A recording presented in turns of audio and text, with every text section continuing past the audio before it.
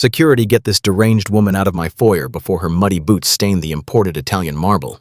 I do not care if she is confused. We are not running a soup kitchen for you people tonight. Chloe stood at the base of the sweeping grand staircase, dripping in custom-cut diamonds that did not belong to her.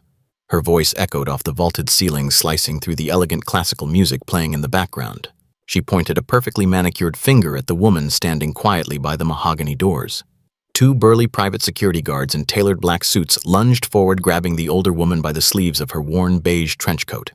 The guards tightened their grip, their walkie-talkies crackling with urgent static, as the elite guests in the adjoining ballroom began to murmur and point. Chloe sneered, adjusting the diamond clasp on her neck, entirely unaware that she was verbally assaulting the true apex predator of the room. The older woman did not flinch. She simply stared back with a terrifying cold calmness that made the air in the room drop 10 degrees. Have you ever built an entire empire with your own blood, sweat, and tears, only to have someone who did not lay a single brick look you in the eye and tell you that you do not belong in your own house? Have you ever watched a mediocre replacement parade around in your achievements, demanding respect they never earned while treating you like a trespasser in the very kingdom you constructed? To understand how Beatrice Sterling, the brilliant mastermind behind a massive commercial real estate and technology conglomerate, found herself being manhandled in the foyer of her own Hamptons estate, we have to rewind exactly 48 hours. For 3 agonizing years, the financial world believed Beatrice perished when her private Gulfstream jet vanished from radar over the deep waters of the South Pacific. Wall Street mourned the loss of a titan, but Beatrice did not die. She survived the unimaginable, enduring brutal conditions with the same razor-sharp intellect that made her a billionaire in the first place. When she finally secured a discreet passage back to the United States 2 days ago, she did not call a press conference. She did not contact the authorities. She reached out to her highly classified network of private investigators to quietly audit her life before announcing her resurrection. What she discovered was a betrayal so calculated it made corporate espionage look like a child's game. Her husband Richard, a man whose only real talent was smiling for the cameras and spending her dividends, had not merely grieved and moved on. Within months of her disappearance, he had bypassed standard legal waiting periods to aggressively push through a declaration of death in absentia. He forged power of attorney protocols, liquidated her protected trusts, and immediately married Chloe, a loud, heavily branded former junior marketing assistant from their corporate office. Tonight was supposed to be the Sterling Legacy Gala, an exclusive high society event where Richard planned to finalize the hostile liquidation of her remaining core assets. Richard intended to sign away her life work to a predatory hedge fund to finance Chloe's shallow vanity lifestyle brand. Beatrice stood in the foyer, breathing in the scent of expensive champagne and cheap arrogance, preparing to deliver a masterclass in absolute destruction.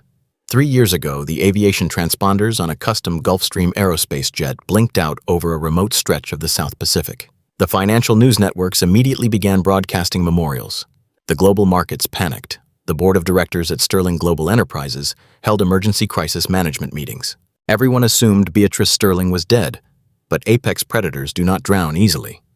While her corporate empire mourned her, she was dragging herself onto the jagged rocks of an uninhabited atoll.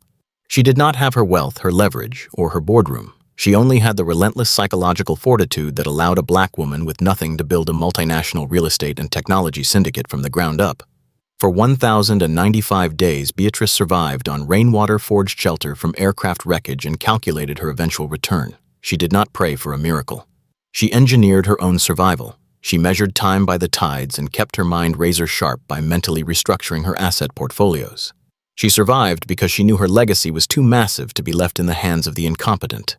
She knew Richard. While Beatrice was bleeding and fighting the brutal elements, Richard was already redecorating her executive suite. Richard was a man composed entirely of inherited privilege and unearned confidence. He was a decorative fixture in her life. A man who looked excellent in a bespoke tuxedo but panicked when reading a simple quarterly earnings report. Beatrice kept him away from the executive decisions because he possessed the business acumen of a distracted toddler. But the moment the Coast Guard called off the search, Richard did not charter private recovery vessels. He did not fund independent satellite sweeps. Instead, he immediately dialed a team of predatory probate lawyers. He wore a perfectly tailored black suit to her memorial service, squeezing out highly televised tears, while his internal monologue calculated the exact liquidation value of her majority shareholder voting rights. He was weak. Beatrice was forged in iron. The contrast between them was the difference between a hurricane and a gentle breeze. 48 hours ago, a rusted cargo freighter docked at a private maritime port in Oakland, California. Beatrice stepped off the gangway. She wore a faded canvas jacket and boots that had seen the end of the world. She did not walk to a police station. She did not contact the Federal Aviation Administration. She bypassed the press entirely. She understood the supreme tactical advantage of being a ghost. In the corporate warfare arena, information asymmetry is the ultimate weapon. If she announced her survival, the board would freeze the assets in escrow, the markets would halt trading, and Richard would have time to cover his tracks. Beatrice wanted to see exactly what the parasites had done to her host body while she was gone. She secured a burner phone using cash and dialed a number that only 3 people in the world possessed. It was the direct line to a discreet private intelligence firm specializing in elite corporate espionage and forensic accounting. Within 4 hours, Beatrice was sitting in a subterranean secure boardroom in Manhattan. She did not ask for a spa treatment or a hot meal. She asked for the encrypted ledger files. Her shadow team of former federal prosecutors and cybersecurity analysts handed her a massive stack of manila folders. What she read over the next 24 hours was a masterclass in financial treason. Richard had not just moved on, he had orchestrated a hostile takeover of her life. The legal documents revealed that Richard bypassed the standard 7-year federal waiting period for a presumption of death. He bribed an obscure maritime judge to expedite a declaration of death in absentia within a mere 6 months. It was a gross violation of standard legal procedure, but Richard had used her own capital to grease the wheels of the judicial system. He manipulated the probate courts. He forged her digital signature on a series of retroactive power of attorney designations. He systematically dismantled the fail-safes she had built into the corporate charter. Beatrice flipped through the banking audits with cold mechanical precision. She watched her life work being carved up and served to the lowest bidders. Richard had liquidated her philanthropic trusts, which she established to fund minority STEM education. He had gutted the research and development division of her technology firm to artificially inflate the quarterly dividend payouts, ensuring he received massive performance bonuses. And then she saw the shell companies. Richard had funneled hundreds of millions of dollars of her liquid assets into an offshore holding company based in the Cayman Islands under the guise of consulting fees. The forensic accountants mapped out a web of fraudulent wire transfers and dummy corporations. He was systematically draining the corporate treasury. But the ultimate insult was not the stolen money. The money could be recovered through aggressive litigation and federal asset forfeiture protocols. The ultimate insult was the reason behind the embezzlement. Richard was bleeding her legacy dry to fund a useless vanity project for his new wife, Chloe. A woman whose entire professional resume consisted of fetching oat milk lattes for the marketing department and posting heavily filtered pictures on social media. Chloe was now the chief executive officer of a newly formed subsidiary entirely funded by the stolen wealth of a black woman who had literally bled to build it. Chloe paraded around in designer clothes purchased with embezzled funds while playing the role of a grieving widow by proxy. The intelligence reports showed Chloe spending millions on meaningless influencer marketing campaigns and luxury real estate leases while laying off hundreds of loyal employees from Beatrice's original core team. Beatrice did not cry. She did not scream or throw the glass of water against the wall. That is the behavior of loud money. That is the behavior of people who are insecure in their power. Beatrice possessed silent wealth. She experienced a terrifying absolute clarity, the kind of clarity that precedes a corporate massacre. Her intelligence team uncovered the final piece of the puzzle, the Sterling Legacy Gala. It was framed as a glamorous philanthropic event. It was heavily promoted in high society magazines as Richard's heartfelt tribute to his late brilliant wife.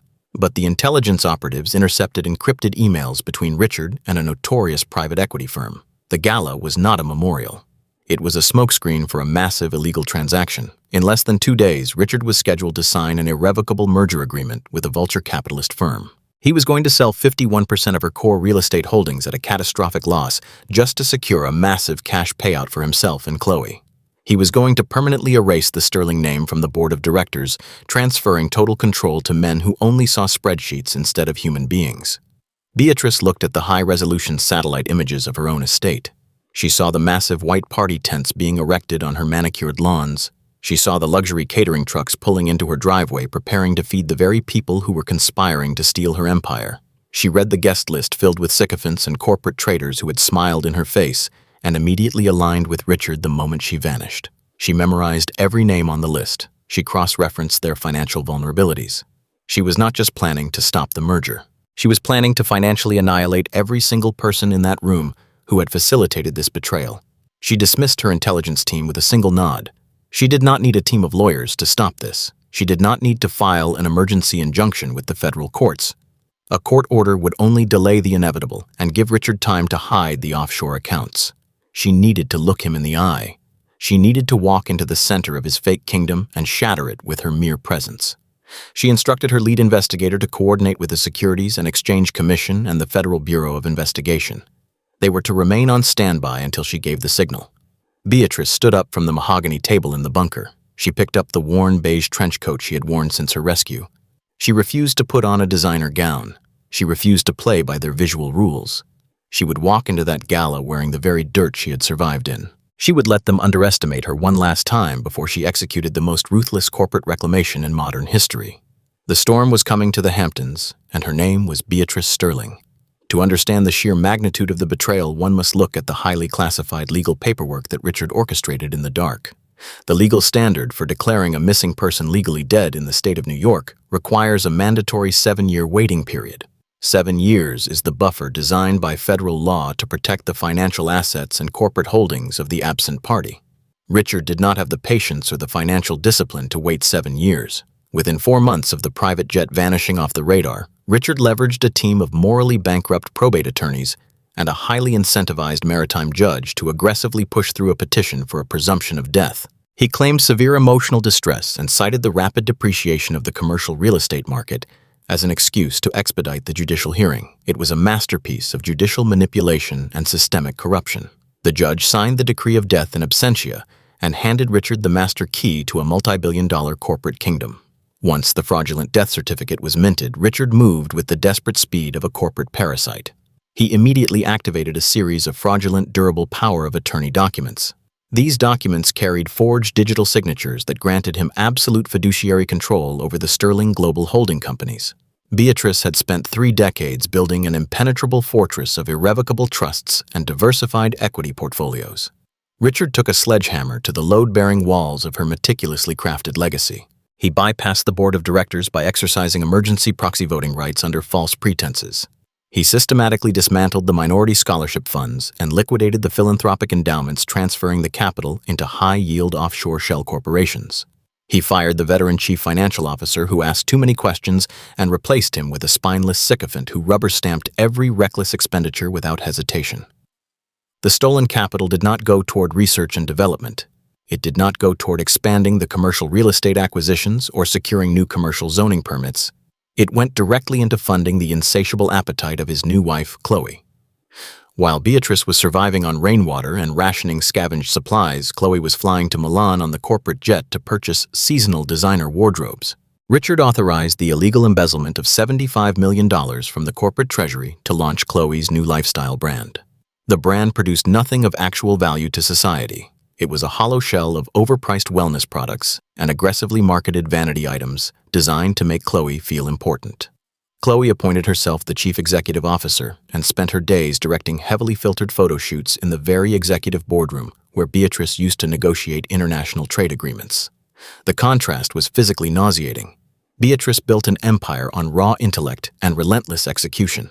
Chloe built a following on stolen money and artificial aesthetics. All of this financial treason culminated at the Sterling estate in the Hamptons on a brisk Friday evening. The estate was a sprawling 20-acre waterfront property that Beatrice had purchased in cash a decade ago. It was supposed to be her private sanctuary away from the chaos of Wall Street. Tonight, it was the staging ground for the final execution of her legacy. The event was billed to the public and the financial press as the Sterling Legacy Gala. The invitations were printed on heavy embossed cardstock laced with gold leaf, falsely claiming the night was a heartfelt tribute to the late founder. In reality, the gala was a highly orchestrated corporate smokescreen. Richard had invited the most ruthless private equity investors and vulture capitalists on the eastern seaboard. At the stroke of midnight, he was scheduled to publicly sign an irrevocable merger agreement on the main stage. This binding legal agreement would sell 51% of the Sterling enterprise at a catastrophic discount, handing total operational control over to men who only cared about asset stripping and corporate liquidation. The visual extravagance of the gala was a direct insult to the concept of silent wealth. True wealth whispers, but Richard and Chloe were screaming at the top of their lungs. The winding driveway was choked with rented luxury vehicles and foreign sports cars that reeked of newly acquired money. Valet attendants in pristine white jackets sprinted frantically across the crushed gravel while being yelled at by impatient hedge fund managers. Massive temporary pavilions crafted from imported white silk had been erected on the manicured southern lawns dominating the landscape. Inside the main foyer, the original understated artwork that Beatrice had carefully curated was ripped down and replaced with massive, gaudy floral arrangements. Thousands of rare orchids imported from Colombia spilled over the mahogany banisters, costing more than a standard suburban starter home. Towers of imported vintage champagne were strategically placed around the massive room, reflecting the blinding amber light of the crystal chandeliers. Waiters carrying silver trays of beluga caviar weaved nervously through a crowd of opportunistic socialites and morally bankrupt corporate executives. Chloe stood at the absolute epicenter of this financial circus, acting like the reigning monarch of a kingdom she had violently invaded. She wore a custom designer gown that dragged heavily across the imported Italian marble floors. The dress was too loud, too bright, and desperately crying out for validation from the surrounding elite. But the most offensive detail was resting right against her collarbone. She was wearing Beatrice's custom diamond necklace. It was a rare vintage piece that Beatrice had personally commissioned after closing her very first billion-dollar commercial acquisition. Chloe wore it like a cheap hunting trophy, entirely ignorant of the blood, sweat, and tears required to earn such a masterpiece. She laughed loudly, tossing her hair and posing aggressively for the cameras of the various lifestyle influencers she had hired to document the evening. She snapped her fingers loudly at a passing waiter, demanding fresh champagne with a tone dripping in unearned superiority. She was the absolute embodiment of fake privilege, completely unaware that her entire reality was built on a fragile foundation of federal wire fraud and stolen equity. To protect this grand illusion, Richard had hired a small army of aggressive private security contractors. These were not standard, polite event bouncers. They were highly paid former military personnel wearing tightly tailored black suits and wireless communication earpieces. They stood at every entrance, forming a physical barricade of pure intimidation. Their instructions from Richard were explicitly clear. No one enters without the gold-plated biometric invitation, regardless of their excuse. They were the ultimate gatekeepers, enforcing a strict and unforgiving boundary between the wealthy elite inside and the rest of the world outside. They sneered at the local vendors delivering ice and barked aggressive, demeaning orders at the catering staff. The entire atmosphere was thick with toxic arrogance and unchecked entitlement. Richard paced nervously near the main stage, constantly checking his luxury timepiece and wiping the nervous sweat from his forehead. He eagerly waited for the private equity billionaires to arrive for the final signing, completely consumed by his own monumental greed. Richard truly believed he had won the ultimate game. He believed he had successfully erased the brilliant Beatrice Sterling from the corporate history books forever. He stood in her beautiful house, drinking her expensive wine, spending her hard-earned money, and preparing to sell her life work to the highest bidder without a single shred of remorse. The sheer audacity of the gathering was enough to make any rational human being lose their mind with rage. The guests clinked their crystal glasses together, offering fake condolences while secretly plotting how to carve up the remaining assets. They were a room full of corporate vultures, circling a carcass they believed was finally ready to be consumed. But Beatrice was not just a rational human being. She was a tactical genius who had survived the edge of the world, and she was currently standing right outside their reinforced doors. As the classical string quartet music swelled and the sycophants toasted to their stolen fortunes, the heavy mahogany doors at the front of the estate remained heavily guarded by the imposing security team. The stage was perfectly set for a catastrophic and highly public disruption. The tension in the luxurious air was incredibly thick, heavily layered with the putrid stench of corporate greed and fake mourning. The psychological elastic band of injustice was stretched to its absolute breaking point, waiting patiently for the exact moment a black woman in a worn beige trench coat would step out of the shadows and snap it back with lethal, unyielding force. The gala continued to escalate in its sickening display of stolen wealth. Chloe grabbed a microphone near the grand staircase, demanding the attention of the crowded room. She tapped the microphone, sending a sharp screech through the advanced sound system. She smiled a bright plastic smile and began to deliver a rehearsed speech about how hard the last 3 years had been for her and Richard. She spoke about carrying the heavy burden of the Sterling legacy while wearing a dress paid for by the very employees she had unjustly fired weeks earlier. The crowd of wealthy elites nodded in fake sympathy, raising their glasses to the brave new leadership. Every word out of her mouth was a direct insult to the legacy Beatrice had bled to build. Every fake tear she wiped away was a testament to the absolute moral bankruptcy of the people in that room. The clock was ticking down to midnight. The merger documents were sitting on a silver platter near the stage, waiting for Richard's forged signature. The private equity buyers were smiling greedily from the front row, ready to finalize the hostile takeover. It was the ultimate display of loud fake money parading around in the skin of true silent wealth. And the true owner of that wealth was about to walk right through the front door. The night air in the Hamptons was biting and cold, carrying the sharp scent of the nearby Atlantic Ocean, mixed with the overwhelming artificial fragrance of expensive catering. Beatrice Sterling walked up the winding, crushed gravel driveway of her own 20-acre waterfront estate. She did not arrive in a chauffeured Maybach or a private helicopter. She arrived on foot. The rhythmic crunch of her worn canvas sneakers against the gravel was the only sound she made as she approached the massive neoclassical facade of the property. The visual contrast between her and the environment was absolute. She wore the same beige trench coat she had worn since her rescue from the South Pacific. It was frayed at the hem, stained with salt water and hardened dirt from a life-or-death struggle that none of the people inside this house could ever comprehend. Her natural hair was pulled back simply. She wore zero makeup. She possessed no visible markers of wealth. She was completely stripped of the artificial armor of high society. But underneath the weathered fabric, her posture was impeccably straight, radiating the terrifying, unyielding gravity of a woman who had conquered both the natural world and the corporate world. As she navigated past the chaotic valet stand, young attendants in crisp white jackets rushed past her to retrieve imported Italian sports cars for shouting hedge fund managers. One of the valets, a frantic young man holding a bundle of key fobs, briefly locked eyes with Beatrice. He instinctively waved his hand in a shooing motion, assuming she was a confused local resident who had wandered off the beach path. Beatrice did not even acknowledge his gesture. She kept walking. Her eyes locked on the grand portico of the main house. She analyzed the structural integrity of the massive load-bearing columns she had personally commissioned a decade ago. She noted the temporary silk pavilions erected on her manicured lawns, calculating the exorbitant rental costs being illegally billed to her corporate treasury. The entire property had been transformed into a garish circus of loud money, and she was the silent predator walking quietly into the center ring. The main entrance was heavily fortified. Richard had spared no expense using her embezzled capital to hire an elite private security contractor. A velvet rope barricade constructed of heavy brass stanchions and thick crimson fabric blocked the sweeping marble steps leading up to the mahogany double doors. 3 massive security guards stood behind a digital biometric scanning podium. They wore tightly tailored black suits, tactical earpieces, and the arrogant expressions of men who enjoyed bullying people they deemed inferior. Standing next to them, holding a glowing digital tablet, was the event coordinator. She was a young, overly groomed white woman wearing a headset and a tight black designer dress projecting an aura of supreme artificial authority. This was the checkpoint. This was the physical boundary separating the thieves inside from the true owner outside. Beatrice stepped up to the brass stanchions. She did not wait in the designated guest line. She walked directly toward the center gap in the velvet ropes. The lead security guard, a towering man with a thick neck and a hostile glare, immediately stepped forward to block her path. He crossed his massive arms over his chest, planting his feet in a tactical defensive stance. He looked Beatrice up and down, his eyes scanning her faded canvas coat, her unbranded sneakers, and her bare hands. The racial profiling and classist judgment registered on his face in less than 2 seconds. He did not see a billionaire founder. He saw an older black woman in dirty clothes who had no business breathing the same air as his wealthy clients. "Mom, you need to step back right now," the security guard barked, his voice laced with aggressive condescension.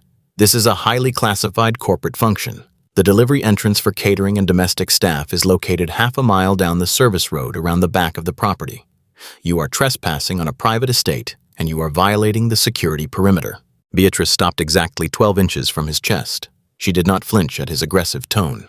She did not shrink back or frantically try to explain herself. She simply tilted her head slightly, auditing his behavior the same way she would audit a failing subsidiary company. Her silence was unnerving. In his world, people either belonged and acted arrogant, or they did not belong and acted intimidated.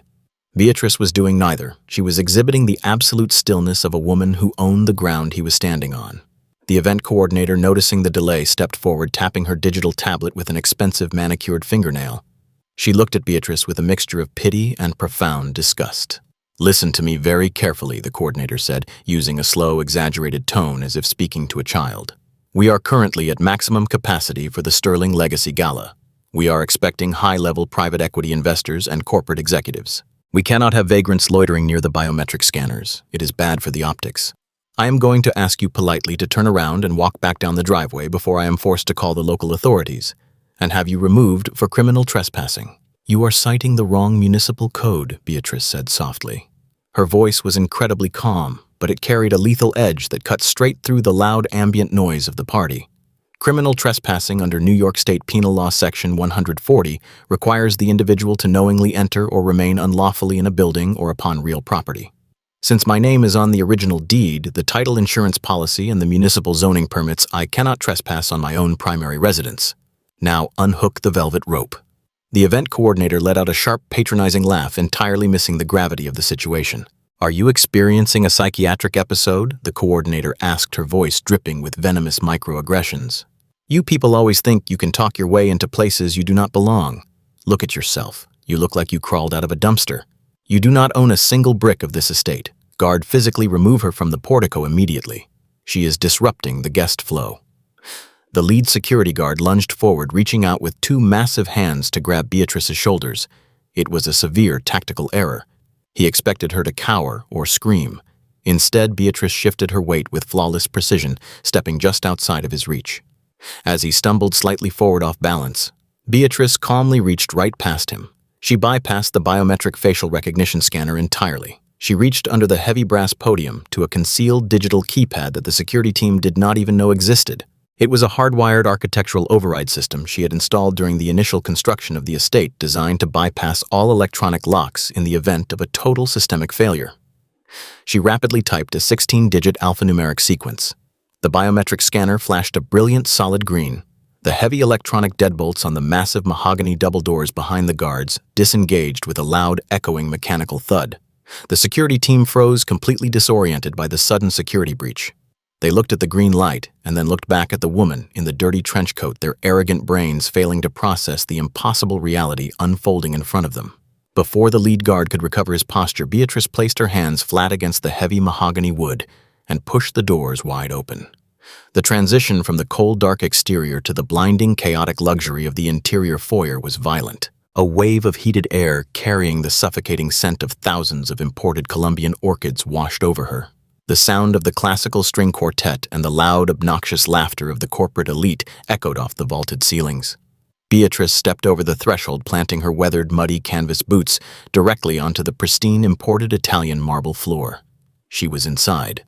The gatekeepers had failed. The security guards scrambled frantically behind her, their walkie-talkies erupting in a chorus of panicked static.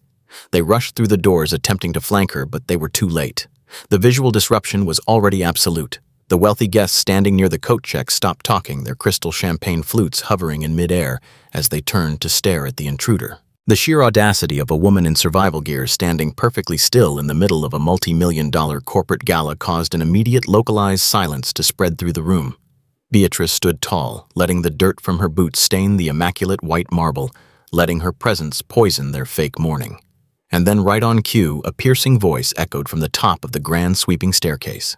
The fake queen had spotted the true architect of the empire, and the real corporate massacre was finally ready to begin.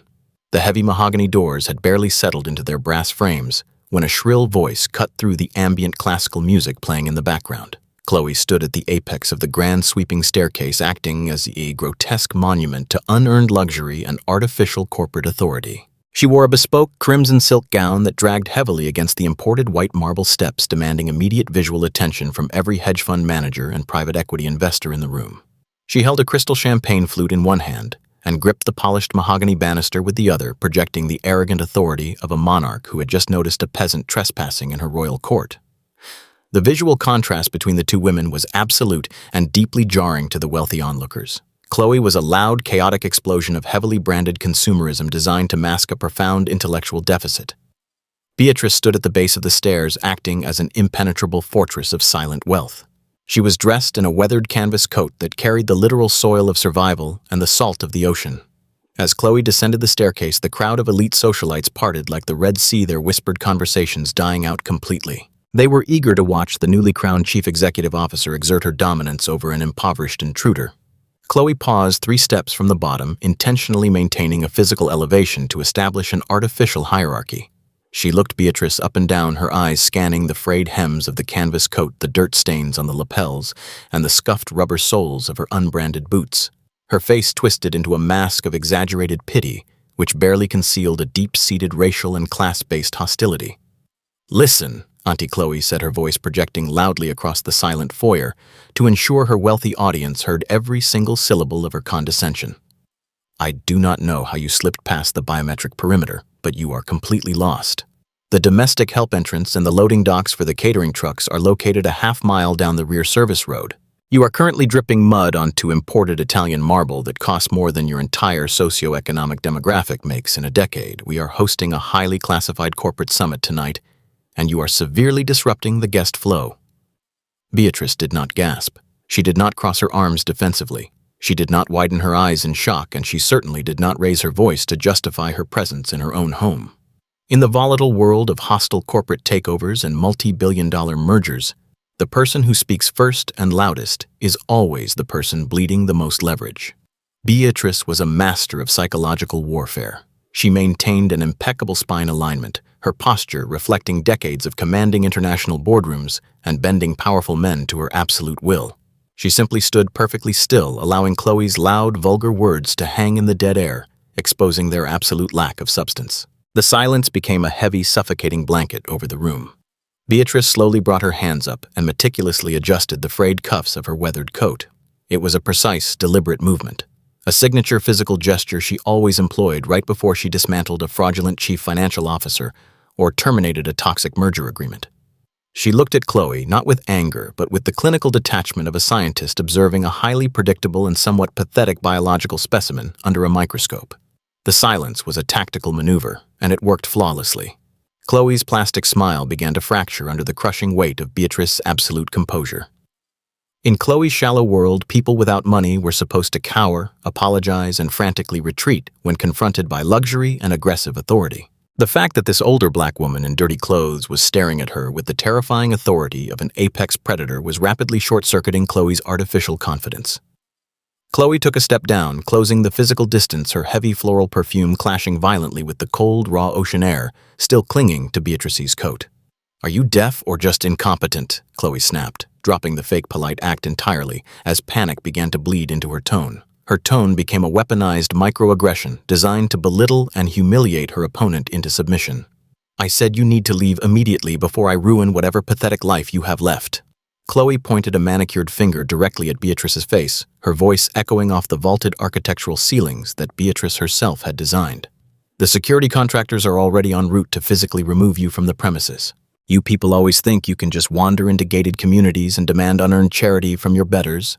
I am the lady of this estate and the chief executive officer of this enterprise. You do not belong here. You do not have the clearance, the pedigree, or the net worth to breathe the same air as the people in this room. Turn around and walk out the front door before I have you arrested for criminal trespassing and corporate espionage. I will not have my philanthropic gala ruined by someone looking for a handout." The audience of corporate vultures shifted uncomfortably, holding their collective breath. They recognized the aggressive posturing of a woman desperate to prove she belonged among them. They waited for the older woman to break down and cry or perhaps shout an obscenity before being violently dragged out by the approaching security team. But Beatrice remained an immovable object. She audited Chloe's entire existence in a matter of seconds. She saw the trembling hand holding the champagne flute, indicating a severe lack of emotional regulation. She noted the desperate need for external validation written across every expensive alteration of Chloe's gown. Beatrice recognized that Chloe was nothing more than a temporary squatter playing dress-up in a kingdom she could never understand.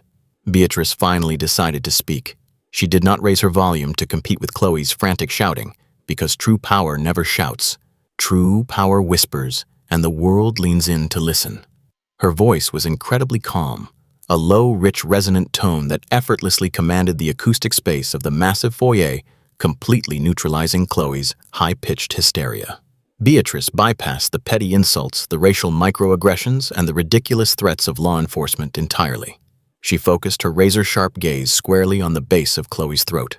Resting heavily against Chloe's collarbone was a custom-cut vintage diamond necklace. It was a masterpiece of European jewelry design featuring a flawless 20-carat center stone flanked by precision-cut emeralds. Beatrice had personally commissioned that exact piece from an exclusive private jeweler in Geneva a decade ago to celebrate the successful closing of her very first billion-dollar commercial real estate acquisition. It was a physical manifestation of her blood, sweat, and relentless corporate strategy. It represented countless sleepless nights, ruthless negotiations, and the absolute destruction of her competitors in the financial sector. And now it was draped carelessly around the neck of a woman who could not even read a basic profit and loss statement without relying on a team of overpriced financial consultants. It was an absolute insult to the very concept of earned equity. "I understand you are quite fond of vintage pieces," Beatrice said, her voice dripping with a terrifyingly polite, lethal precision.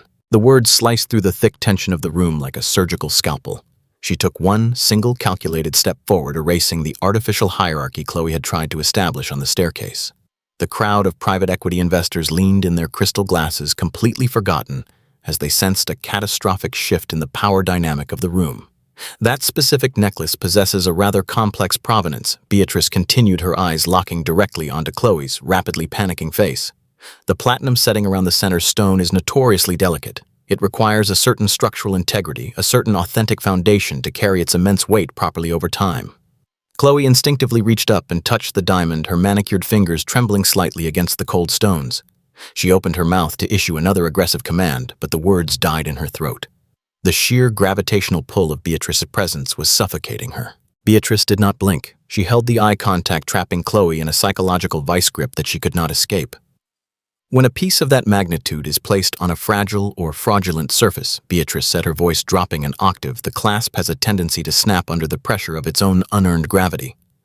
Beatrice smiled. It was not a warm smile. It was the cold, calculating smile of a billionaire who had just locked the heavy oak doors to the boardroom and initiated a hostile corporate liquidation. It was the smile of a woman who was about to systematically dismantle every single aspect of Chloe's stolen life, starting with the jewelry and ending with the corporate bank accounts. Beatrice tilted her head slightly, delivering the final verbal blow with devastating calmness. "Careful you do not choke on it." While Chloe was unraveling at the base of the grand staircase, a much larger and far more catastrophic corporate execution was being prepared in the adjacent ballroom. The massive digital clock projected above the main stage displayed a terrifying countdown. Exactly 45 minutes remained until midnight. Midnight was not just a symbolic end to the philanthropic gala. It was the exact legal deadline dictated by the binding letters of intent drafted between Richard Sterling and Vanguard Apex Holdings, a notoriously ruthless private equity firm. Resting on a velvet-draped podium under heavy security were the final merger and acquisition documents. These were not standard operational contracts. They were irrevocable asset transfer agreements designed to liquidate 51% of the Sterling global enterprise. The documents contained aggressive poison pill provisions and accelerated vesting schedules that would immediately trigger upon signature. Richard stood near the podium, sweating profusely inside his custom-tailored tuxedo. He constantly checked his heavy platinum chronograph watch, his hands shaking slightly from a mixture of excessive champagne and deep-seated cowardice. In exactly 45 minutes, he was going to sign away a multi-billion-dollar commercial real estate portfolio, including flagship data centers and premium Manhattan high-rises at a catastrophic 30% market discount. He was doing this just to secure a massive, untraceable offshore cash payout for himself. He was literally selling his dead wife's life work to corporate vultures who planned to strip the company down, sell off the profitable divisions, and terminate thousands of loyal employees.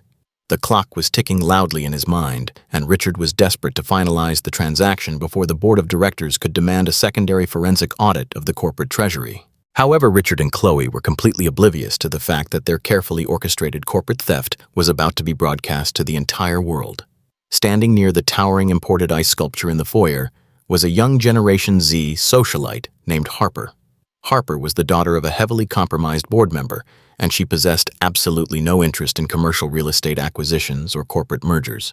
She was incredibly bored by the fake mourning and deeply disgusted by the aggressively pretentious atmosphere of the gala. She made her living entirely through digital influence, possessing millions of followers who craved authentic drama over highly produced corporate marketing. When Harper saw the older black woman in the weathered canvas coat bypass the biometric security perimeter and silence the screaming newlywed chief executive officer, she immediately recognized the absolute raw power of the moment. Harper did not call for security. She reached into her designer clutch and pulled out her titanium smartphone. With 3 rapid taps of her heavily manicured thumb, she bypassed her lock screen, opened the global social media application, and initiated a high-definition live broadcast. She titled the stream, "Homeless Woman Crashes Billionaire Gala and Absolutely Destroys the Fake Queen."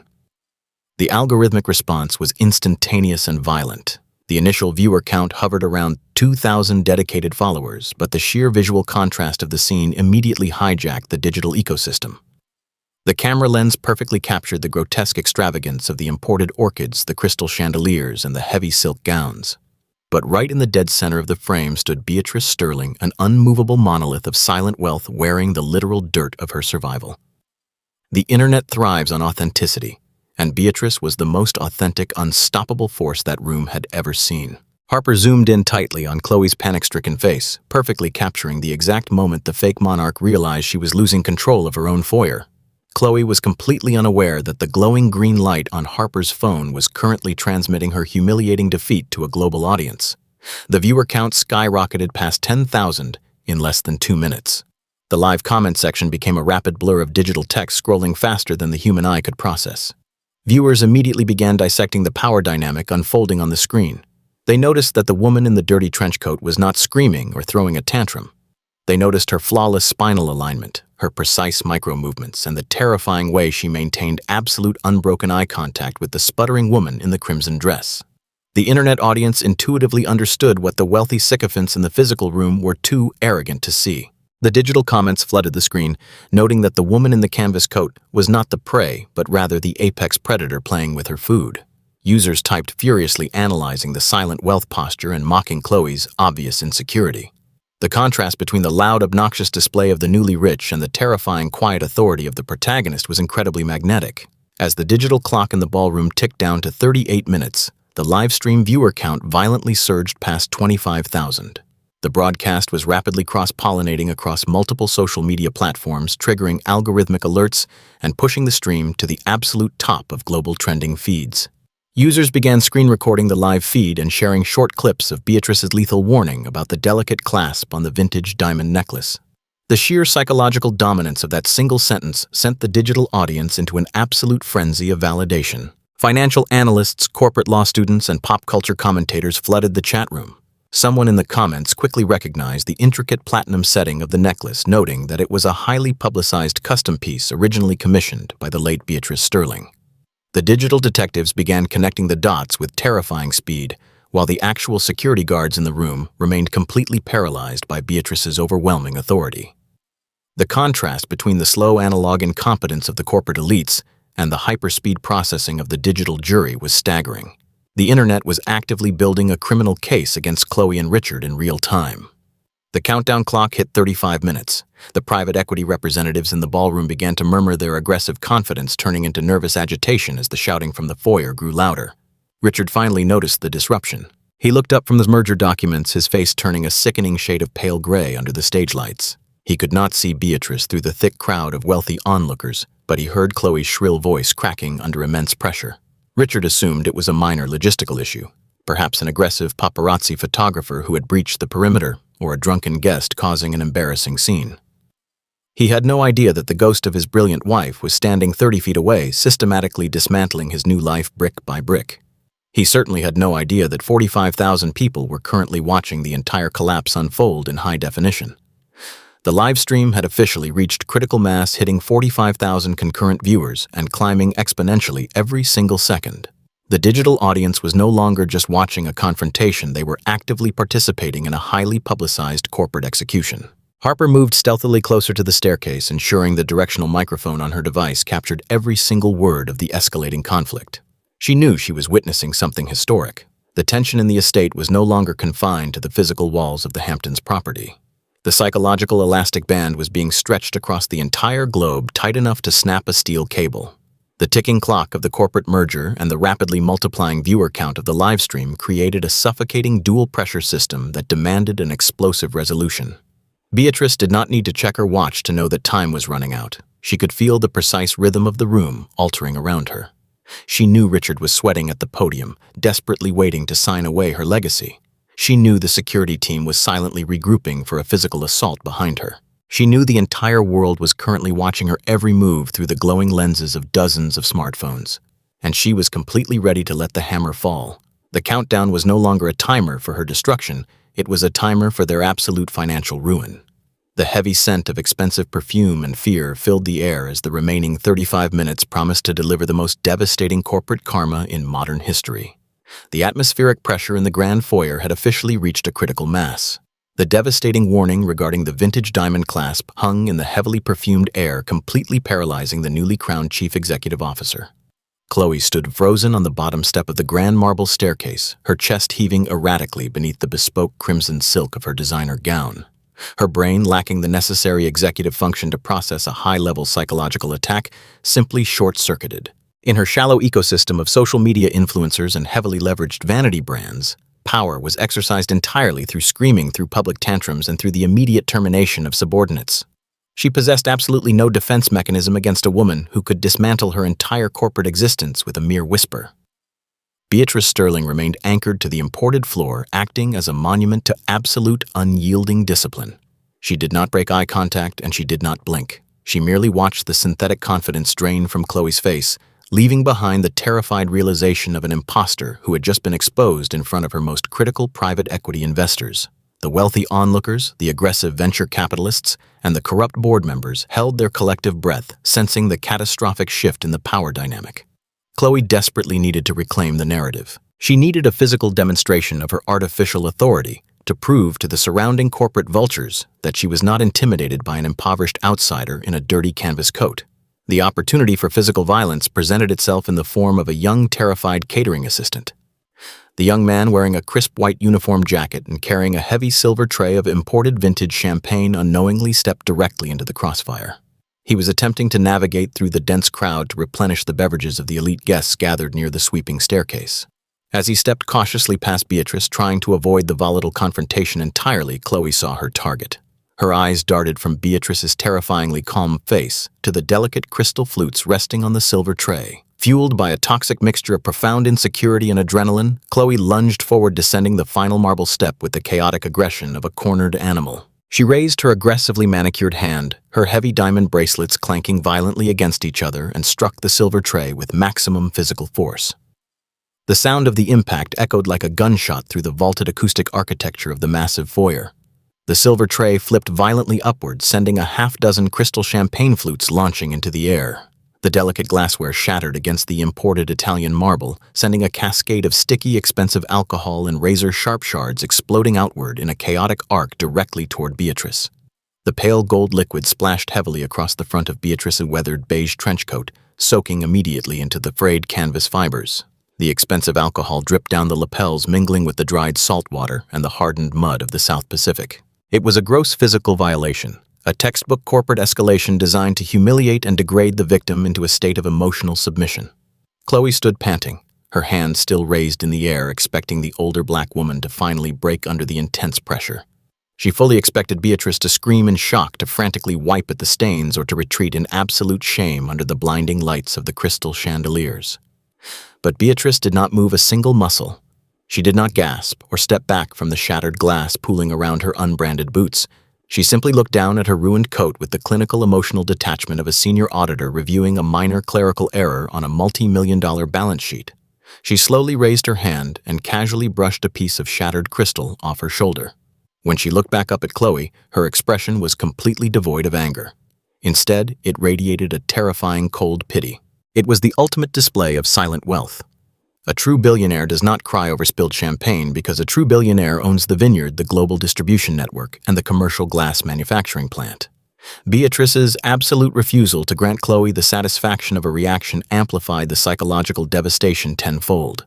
Chloe had exhausted her ultimate physical escalation, and her opponent had not even blinked. The physical violence, however, had successfully broken the spell of silence holding the surrounding crowd. The elite guests suddenly remembered their systemic social programming. They were the apex predators of the financial world, and they instinctively aligned themselves with the perceived authority figure of the estate, regardless of her obvious psychological collapse. The hushed whispers violently escalated into an aggressive, hostile murmur that spread rapidly through the foyer. The collective arrogance of the room mobilized into a unified front against the outsider. Corporate wives draped in stolen equity and mid-level executives desperate for Richard's approval began to openly weaponize their privilege. They stepped forward, forming a tightening physical semicircle around Beatrice, effectively trapping her between the shattered glass and the hostile mob. A wealthy woman wearing a highly recognizable luxury suit pointed a shaking finger at Beatrice, her voice dripping with extreme racial and classist microaggressions. "Someone call the local precinct immediately," the woman shouted, her tone laced with absolute disgust. This deranged individual is physically attacking the host of a philanthropic gala, and she is a massive liability to the corporate summit. The narrative was being aggressively rewritten in real time. The victim of the assault was being framed as the volatile aggressor simply because she lacked the visual markers of extreme wealth. The hostile energy in the room became incredibly claustrophobic. The guests were no longer just observing the conflict, they were actively participating in the public lynching of an innocent woman. High-definition smartphones were raised into the air from every direction, forming a wall of glowing digital lenses. The flashing lights of digital cameras illuminated Beatrice's face, casting harsh shadows against the mahogany-paneled walls. The wealthy sycophants were recording the incident to share in their exclusive private messaging groups, eager to mock the impoverished woman who dared to step onto their manicured lawns. They wanted to capture the exact moment private security dragged her away in federal restraints. The ambient noise of the room transformed into a deafening roar of overlapping accusations and aggressive demands for law enforcement.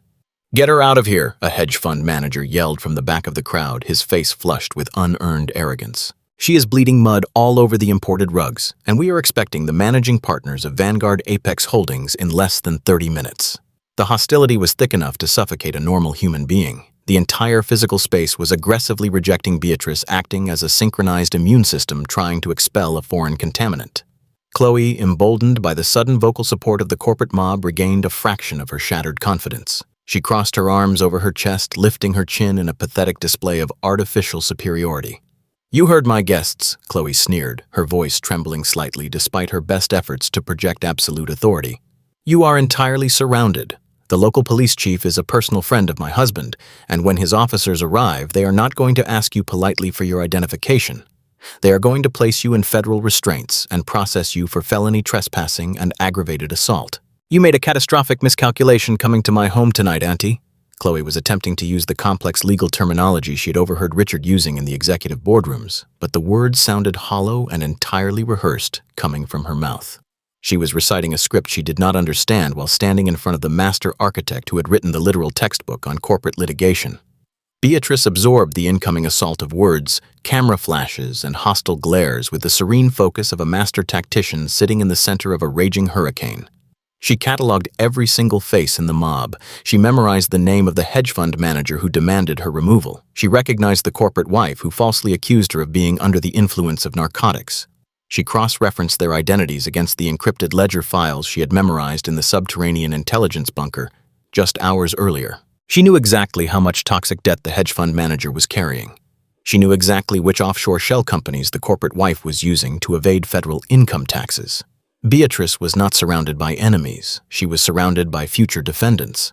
The flashing cameras were not documenting her humiliation. They were painstakingly recording the exact faces of the people who were about to lose their entire net worth in a highly publicized federal court battle. She calculated the immediate depreciation of Vanguard Apex Holdings stock once the Securities and Exchange Commission subpoenaed the video evidence currently being captured by the live broadcast. She was actively compiling an airtight federal indictment for corporate fraud, assault, and gross fiduciary negligence. Every single drop of champagne soaking into her coat was another $1 million added to the punitive damages she was going to extract from the corporate treasury. The digital clock in the adjacent ballroom continued its relentless march toward midnight. The physical escalation had successfully created a massive bottleneck in the foyer, halting the progression of the gala entirely. The classical string quartet had abruptly stopped playing, leaving only the sound of angry voices and the crunching of shattered glass under expensive leather shoes. The private security contractors, having recovered from the initial shock of the biometric override system, were now violently pushing their way through the crowd of wealthy onlookers. They formed a tactical perimeter behind Beatrice, their massive frames blocking the only physical exit. The elite mob pressed in closer, their designer clothing brushing against one another, their faces twisted in ugly expressions of collective hatred. The physical tension in the room was pulled so incredibly tight that a single deep breath could snap it. Beatrice stood completely alone, an island of terrifying calm in a vast ocean of loud, fake wealth. She kept her eyes locked entirely on Chloe, waiting with infinite patience for the true architect of this catastrophic betrayal to reveal himself. The commotion in the grand foyer had finally grown loud enough to breach the heavily insulated walls of the executive ballroom. Richard Sterling pushed his way through the heavy mahogany doors, his face flushed with a mixture of expensive bourbon and profound corporate anxiety. The digital countdown clock suspended above the main stage now read 32 minutes.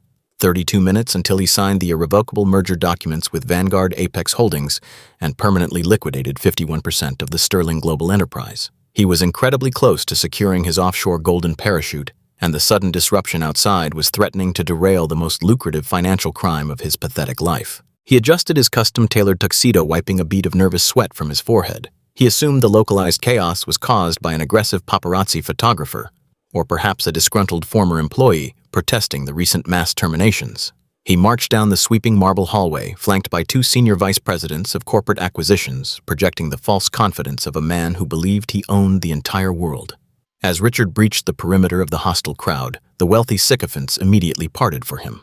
They eagerly deferred to his artificial authority, stepping aside to allow the grieving widower and current chief executive officer to handle the impoverished trespasser. Richard stepped onto the imported Italian marble, his eyes initially focusing on his new wife. Chloe was standing near the shattered remains of the crystal champagne flutes, her face twisted in a mask of absolute hysteria. She was pointing a trembling, manicured finger at the woman standing in the center of the foyer. Richard followed the trajectory of her frantic pointing, completely prepared to issue a highly rehearsed verbal reprimand and order his private security contractors to forcefully eject the intruder. But the rehearsed reprimand died in his throat the moment his eyes locked onto the woman in the weathered beige trench coat. The physical reaction was instantaneous and violently involuntary. Richard's heart slammed against his ribcage, and the artificial color completely drained from his perfectly manicured face, leaving him looking like a polished corpse. His custom Italian leather shoes stopped abruptly. The air in his lungs evaporated. He did not see a homeless vagrant. He did not see a confused local resident. He saw Beatrice Sterling. He saw the brilliant mastermind he had legally declared dead in absentia, standing right in the middle of the estate she had purchased with her own blood sweat and relentless corporate strategy. He saw the precise, unimpeachable posture, the cold, calculating eyes, and the terrifying stillness that had built a multi-billion-dollar commercial real estate empire from absolute nothing. He knew immediately and without a shadow of a doubt that it was her. He recognized the slight tilt of her chin, the exact angle she used when she was about to terminate a fraudulent board member. She was not a ghost. She was a living, breathing apex predator who had returned from the edge of the earth to reclaim her stolen kingdom. For a fraction of a second, the sheer magnitude of his financial treason crashed down on his shoulders. He mentally calculated the mandatory federal prison sentences for wire fraud, perjury, and the gross misappropriation of fiduciary assets. He knew the forensic audits would expose the Cayman Islands shell companies and the illegal liquidation of her philanthropic trusts. If Beatrice walked into that ballroom, the merger with Vanguard Apex Holdings would be instantly voided. His leverage, his wealth, and his freedom would be annihilated before the digital clock reached zero. The rational response for a normal human being would be to fall to his knees and beg for mercy. But Richard was not a rational human being. He was a coward who had tasted absolute power, and he was completely unwilling to surrender it back to the woman who had earned it. The shock on his face rapidly mutated into pure, concentrated malice. The survival instinct of a corporate parasite overrode his initial terror. Richard realized that he controlled the narrative in this room. He controlled the private security contractors, he controlled the board of directors, and he controlled the wealthy guests who were currently documenting the entire encounter on their high-definition smartphones. He possessed the home field advantage, and he decided to execute the most desperate gaslighting campaign in the history of corporate warfare. He stood up completely straight, forcing his trembling hands into the pockets of his tailored trousers to hide his panic. He plastered a mask of profound sorrow and righteous indignation across his face, playing directly to the audience of venture capitalists and social media influencers. "This is an absolute outrage," Richard projected, his voice booming through the vaulted acoustic architecture of the foyer. He stepped forward, placing a protective arm around Chloe's trembling shoulders, using his new wife as a physical prop to establish his victimhood. The entire room fell dead silent, hanging on his every word. Richard pointed directly at Beatrice, his finger perfectly steady, as he delivered a masterclass in psychological manipulation. "How dare you come into my home on the eve of the Sterling Legacy Gala and exploit the tragic death of my late wife? You are a disturbed impersonator, a pathetic fraud attempting to extort a grieving family by wearing the face of a brilliant woman you could never hope to equal." The collective gasp from the wealthy crowd was deafening. The guests immediately swallowed the toxic lie, completely eager to protect the fragile ecosystem of their stolen wealth. The narrative was instantly solidified in their arrogant minds. The woman in the dirty canvas coat was not the founder of the empire. She was a psychologically unstable grifter executing a grotesque extortion plot. The livestream viewer count, which had just breached 50,000 concurrent users, exploded with digital commentary. as the internet audience watched the billionaire husband deny the existence of his own wife. Beatrice remained completely anchored to the floor, completely unfazed by the weaponized gaslighting. She did not scream her own name. She did not frantically pull out her identification to prove her identity to a room full of corporate vultures. Arguing with a liar only validates their false premise. She simply stared at Richard, analyzing the microscopic beads of sweat forming on his upper lip and the frantic, desperate energy radiating from his core. She watched him burn his last remaining bridge to salvation. By publicly denying her identity, he was legally compounding his federal crimes, adding criminal defamation and witness tampering to an already massive federal indictment. He was digging his own grave with a silver spoon, and Beatrice was more than happy to let him keep shoveling. Richard, realizing that his verbal assault was failing to break her terrifying composure, decided to cross the ultimate physical boundary. He needed her removed from the premises immediately before the managing partners of the private equity firm walked into the foyer and witnessed the catastrophic liability standing in the center of the room. He turned to the heavily armed private security contractors who were still hesitating near the mahogany double doors. "What are you idiots waiting for?" Richard screamed, losing his artificial polish and revealing the frantic coward hiding underneath. "She is a hostile corporate spy and a violent trespasser. Apprehend this fraud immediately. Drag her out of my house and throw her into the back of a perimeter patrol vehicle until the local authorities arrive to process her for felony extortion." The command shattered the localized silence. The lead security guard, a massive man with a thick neck and tactical earpiece, lunged forward. Emboldened by the direct order from the chief executive officer, the guard abandoned all professional restraint. He reached out with two massive hands and violently grabbed Beatrice's left arm. A second guard flanked her, immediately seizing her right arm with bone-crushing force. Their heavy combat boots crushed the shattered crystal champagne flutes into a fine powder against the imported Italian marble. They locked her arms in a brutal tactical submission hold designed to inflict maximum pain and force immediate physical compliance. The heavy canvas of her weathered coat tore slightly at the shoulder as they aggressively yanked her backward toward the heavy mahogany doors. The crowd of elite guests erupted into a sickening chorus of applause and relieved laughter. They raised their crystal glasses in a mocking toast, completely thrilled to watch the impoverished imposter being forcefully removed from their exclusive sanctuary. Chloe smiled a wicked, triumphant smile, leaning heavily against Richard's chest, entirely convinced that the threat had been neutralized.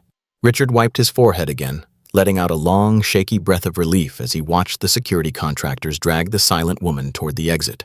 He firmly believed he had won. He believed the merger was safe. But Beatrice Sterling did not struggle. As the massive guards tightened their grip, bruising her arms through the thick fabric of her coat, she did not attempt to break free. She did not cry out in pain or beg for them to stop. She allowed them to apply the physical pressure, fully documenting the assault in her mind.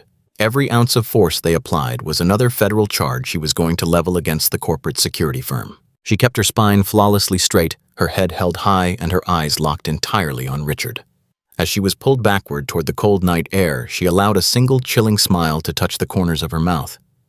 It was the smile of an apex predator who had just successfully lured her prey into a lethal, inescapable trap. The psychological elastic band was stretched to its absolute maximum limit. The breaking point had been reached, and the devastating snap of ultimate corporate karma was finally ready to obliterate the entire room. The digital ecosystem surrounding the Hamptons estate was undergoing a catastrophic metamorphosis. The live broadcast initiated by the young Generation Z socialite had officially breached 100,000 concurrent viewers, and the algorithmic momentum was completely unstoppable. The digital stream was no longer a simple social media post, it was a global corporate tribunal happening in real time. The servers of the hosting platform strained under the sudden massive influx of data, as financial analysts, federal regulators, and corporate litigators from across the world tuned in to watch the chaotic events unfolding in the grand foyer. They watched the high-definition feed transmit the exact moment the two massive private security contractors locked their tactical grips onto the arms of the woman in the weathered beige trench coat.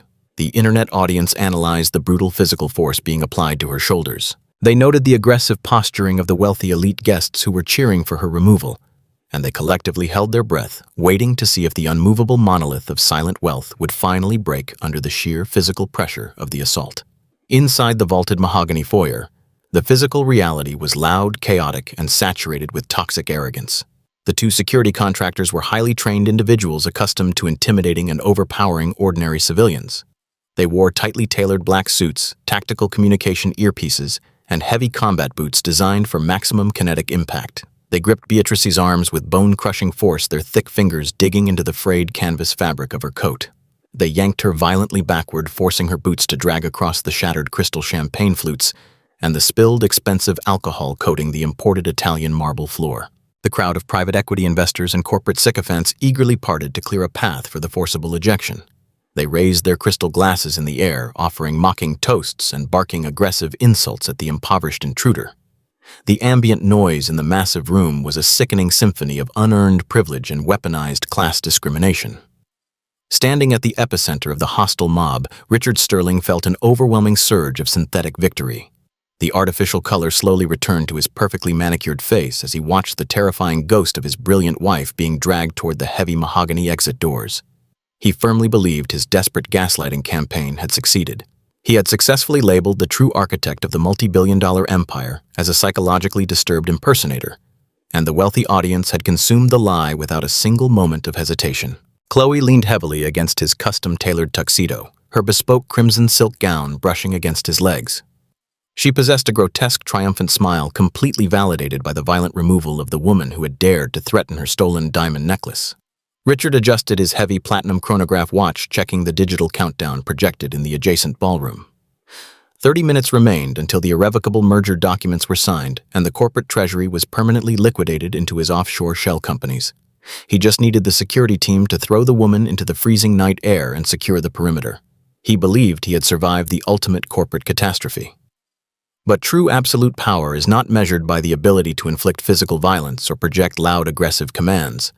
True power is measured by the capacity to absorb overwhelming kinetic energy without compromising a single microscopic fraction of structural integrity. Beatrice Sterling did not struggle against the tactical submission holds applied by the massive contractors. She did not kick her feet, she did not thrash her shoulders, and she did not open her mouth to scream for legal assistance. She allowed the aggressive momentum of the room to peak, completely documenting the assault in her vast analytical mind. She felt the heavy canvas of her coat tear slightly near the left seam. She felt the bruising pressure against her collarbone. She allowed the security guards to pull her exactly 10 feet backward, giving them a false sense of absolute control. And then, with the lethal precision of a seasoned apex predator executing a fatal maneuver, she simply stopped moving. Beatrice executed a flawless biometric shift. She anchored her weathered canvas boots against the sticky surface of the spilled champagne, completely altering her physical center of gravity. She dropped her weight with perfect mechanical alignment, transforming her body from a passive object into an immovable titanium pillar. The sudden catastrophic shift in momentum sent a violent shockwave directly up the arms of the two massive security contractors. The sheer unexpected resistance caused the lead guard to stumble forward, his heavy combat boot slipping violently on a piece of shattered crystal. The second guard grunted in surprise, straining every single muscle in his broad shoulders to pull her backward.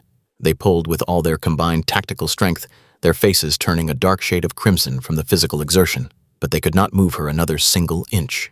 She was completely anchored to the imported marble floor, claiming ownership of the physical space through sheer, unyielding gravitational force. The sudden cessation of movement caused a violent ripple of confusion to spread through the cheering mob. The wealthy guests stopped clapping, their mocking laughter dying in their throats as they witnessed the physical impossibility unfolding in front of them.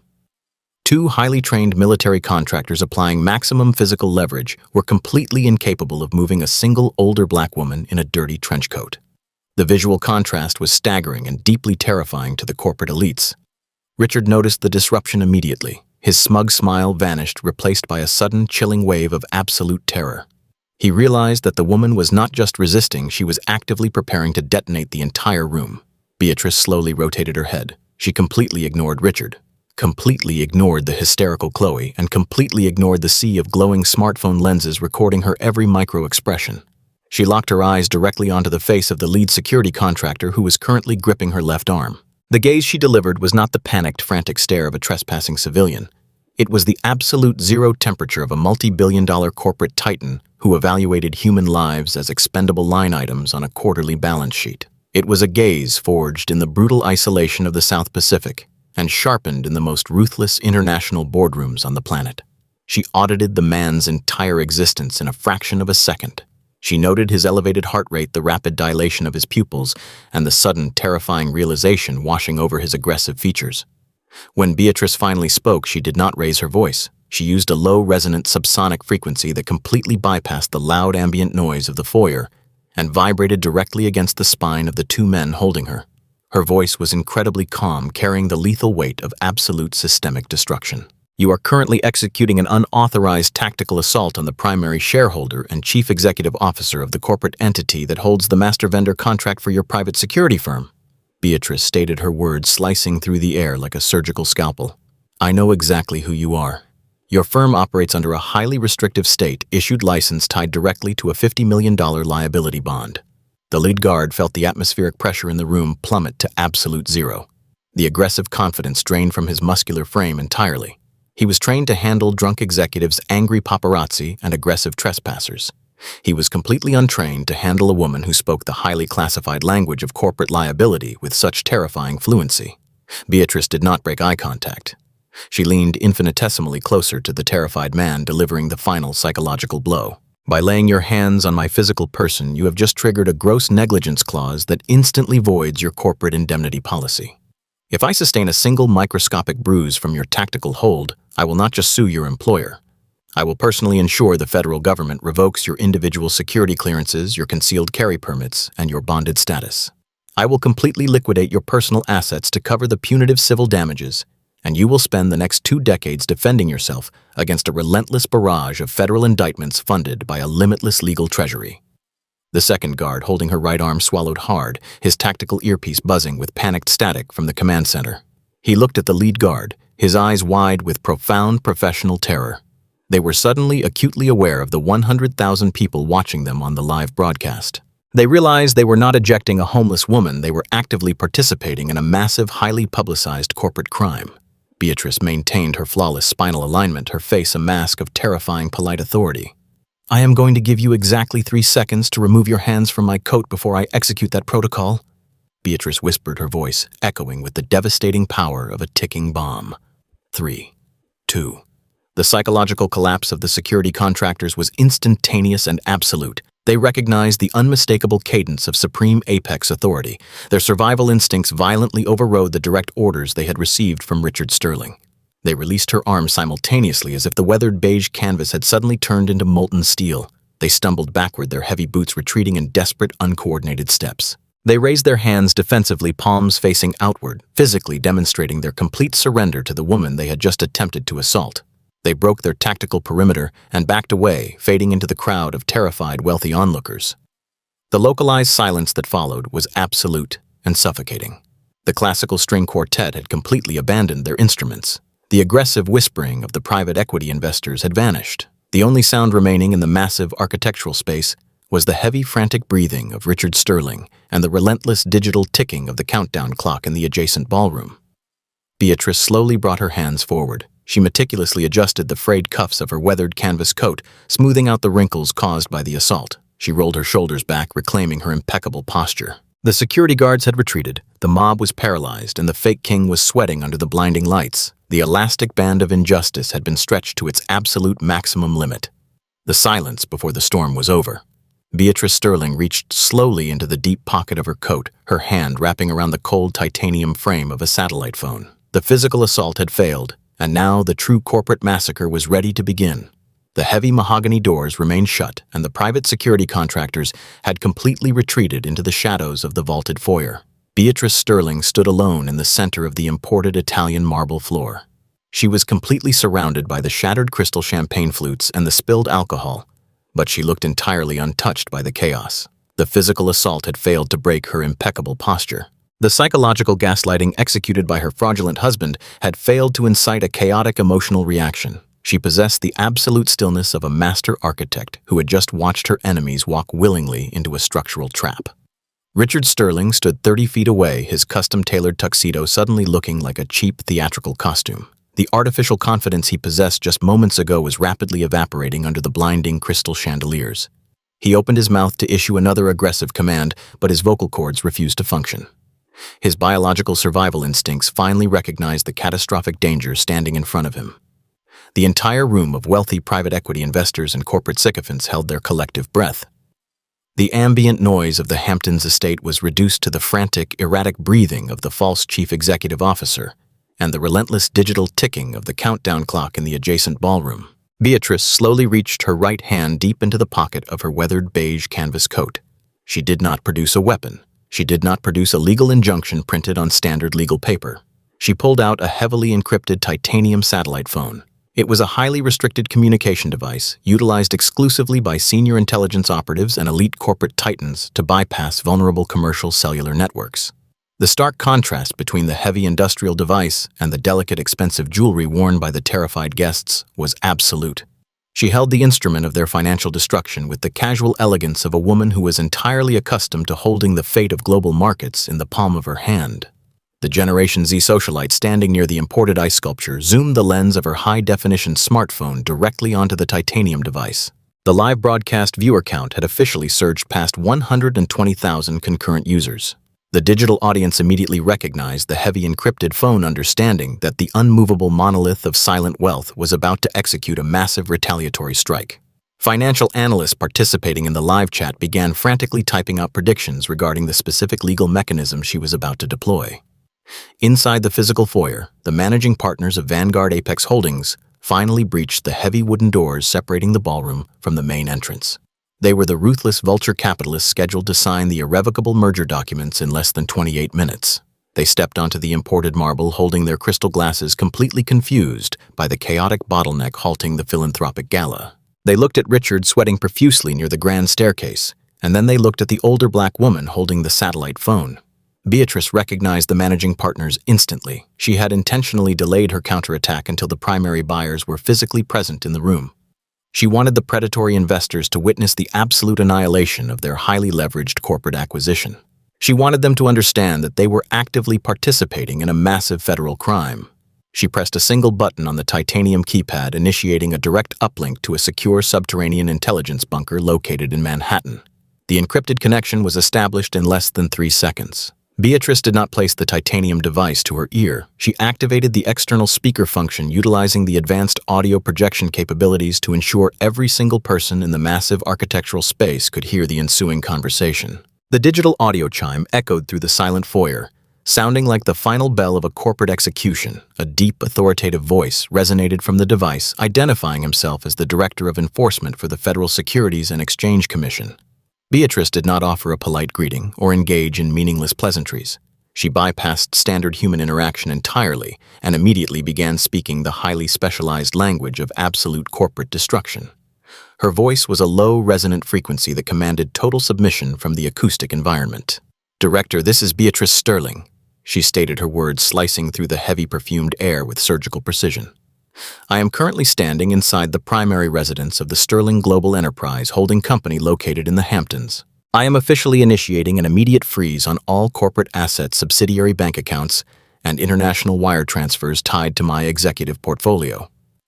The wealthy guests gasped in unison, their arrogant expressions twisting into masks of profound financial terror. Richard stumbled backward, his expensive Italian leather shoes scraping against the marble floor. He raised his trembling hands in a pathetic defensive gesture, completely paralyzed by the sound of his dead wife's voice issuing a federal directive. Beatrice maintained her flawless, unbroken eye contact with Richard as she continued her devastating recitation. "I am formally reporting multiple massive violations of federal law executed by the current acting chief executive officer Richard Sterling," she announced, her voice echoing with the unyielding gravity of a federal judge reading a final verdict. Under Title 18 of the United States Code Section 1343, encompassing gross criminal wire fraud, Richard Sterling has illegally embezzled exactly $75 million from the corporate treasury. He utilized a complex web of unverified offshore shell companies located in the Cayman Islands to artificially inflate quarterly operating expenses and mask the unauthorized transfer of my personal equity. Chloe let out a sharp, hysterical whimper, her hands flying up to cover her mouth. She finally realized that the bespoke crimson silk gown she was wearing and the massive vintage diamond necklace resting against her collarbone were purchased with highly traceable stolen federal funds. She was entirely complicit in a multi-million-dollar international financial crime, and the digital broadcast was currently transmitting her exact physical location to the federal authorities. The private equity investors from Vanguard Apex Holdings turned violently pale.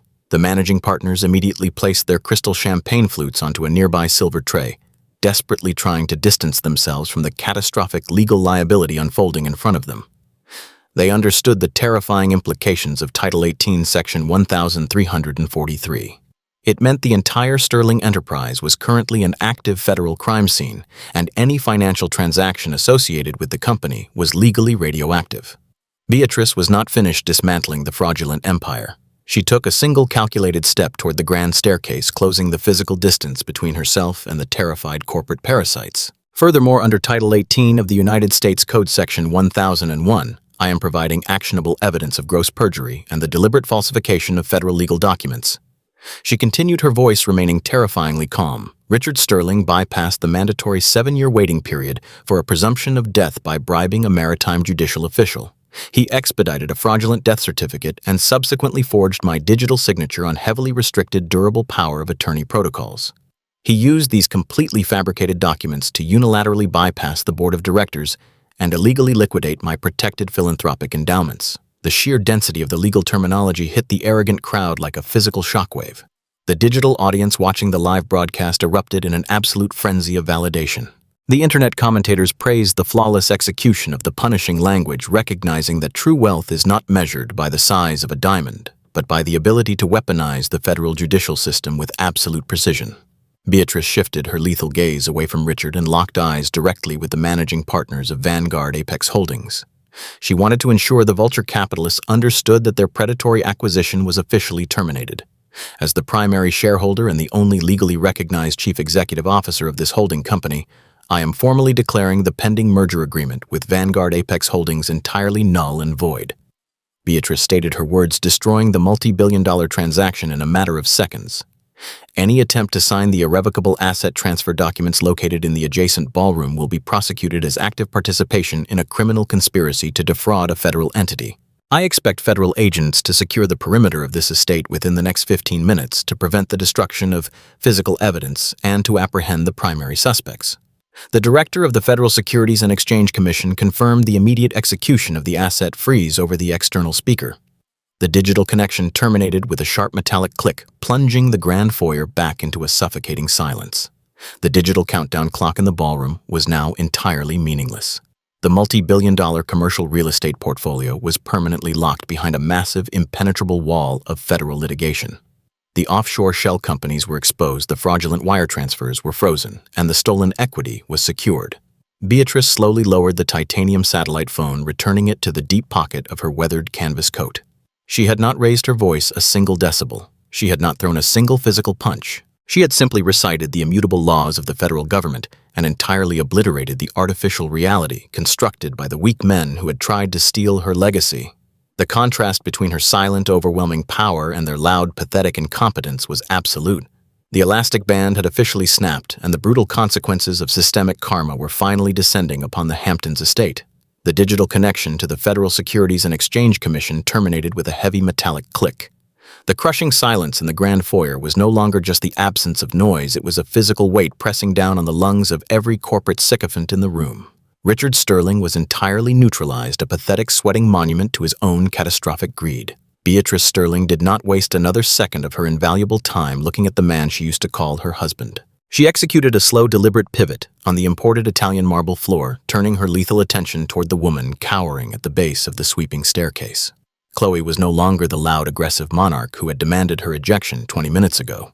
The synthetic confidence had completely drained from her heavily contoured face, leaving behind the terrified, hyperventilating reality of a former junior marketing assistant who had flown entirely too close to the sun. The bespoke crimson silk gown that had previously projected arrogant authority now looked incredibly heavy and ridiculous, clinging to a woman who suddenly realized she could not afford a single thread of its fabric. Beatrice took a single calculated step forward, her weathered canvas boots crushing the remaining shards of crystal champagne flutes. The sound was deafening in the quiet room. She closed the physical distance between them, forcing Chloe to look directly into the eyes of the apex predator she had just attempted to humiliate. The global livestream broadcast had now officially surpassed 150,000 concurrent viewers.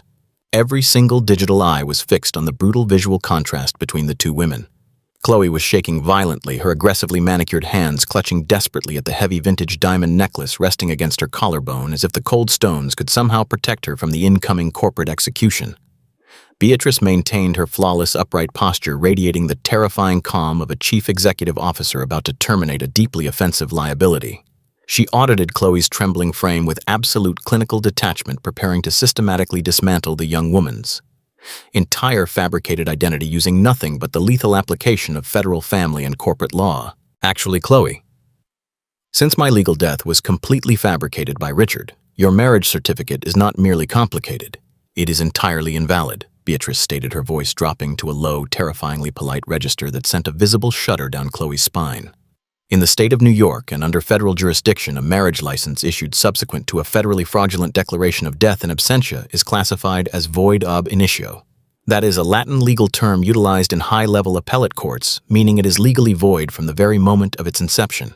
It means the municipal paperwork you signed, the lavish wedding ceremony you hosted on my manicured lawns, and the legally binding vows you took are entirely legally radioactive. You were never legally married to Richard Sterling. You do not possess marital privilege. You do not possess spousal immunity from federal prosecution. And you absolutely do not possess a single percentage of equity in the marital estate. You are, in the eyes of the federal government and the Internal Revenue Service, nothing more than a highly documented accomplice to a multi-billion-dollar embezzlement scheme. The crowd of wealthy private equity investors and corporate wives physically recoiled from Chloe, as if she were suddenly carrying a highly contagious disease. They understood the absolute devastation of the legal terminology. Chloe let out a pathetic whimpering sound, her eyes darting frantically around the room, looking for someone to defend her, but the sycophants had entirely abandoned her. But my company. Chloe stammered, her voice cracking pitifully under the crushing weight of Beatrice's authority. Richard gave me the lifestyle brand. I am the chief executive officer. I have a corporate charter. Beatrice tilted her head slightly, a gesture of profound condescension that completely annihilated Chloe's remaining dignity. You are the chief executive officer of a highly illegal offshore money laundering operation. Beatrice corrected, her tone razor-sharp and entirely devoid of mercy. The $75 million Richard funneled into your ridiculous vanity project was stolen directly from my protected corporate treasury. Under federal asset forfeiture protocols, any commercial entity capitalized by embezzled funds is subject to immediate government seizure. Your entire brand, your heavily filtered marketing campaigns, and your leased commercial real estate in Manhattan are currently being frozen by federal authorities. The limited liability company you formed does not protect you from criminal liability when the foundational capital is the product of gross wire fraud. You are not a founder, Chloe. You are an unindicted co-conspirator in a federal wire fraud syndicate, and your signature is on every single fraudulent operating agreement. The absolute destruction of her corporate title forced Chloe to retreat until her back hit the heavy mahogany banister of the staircase. She was completely trapped.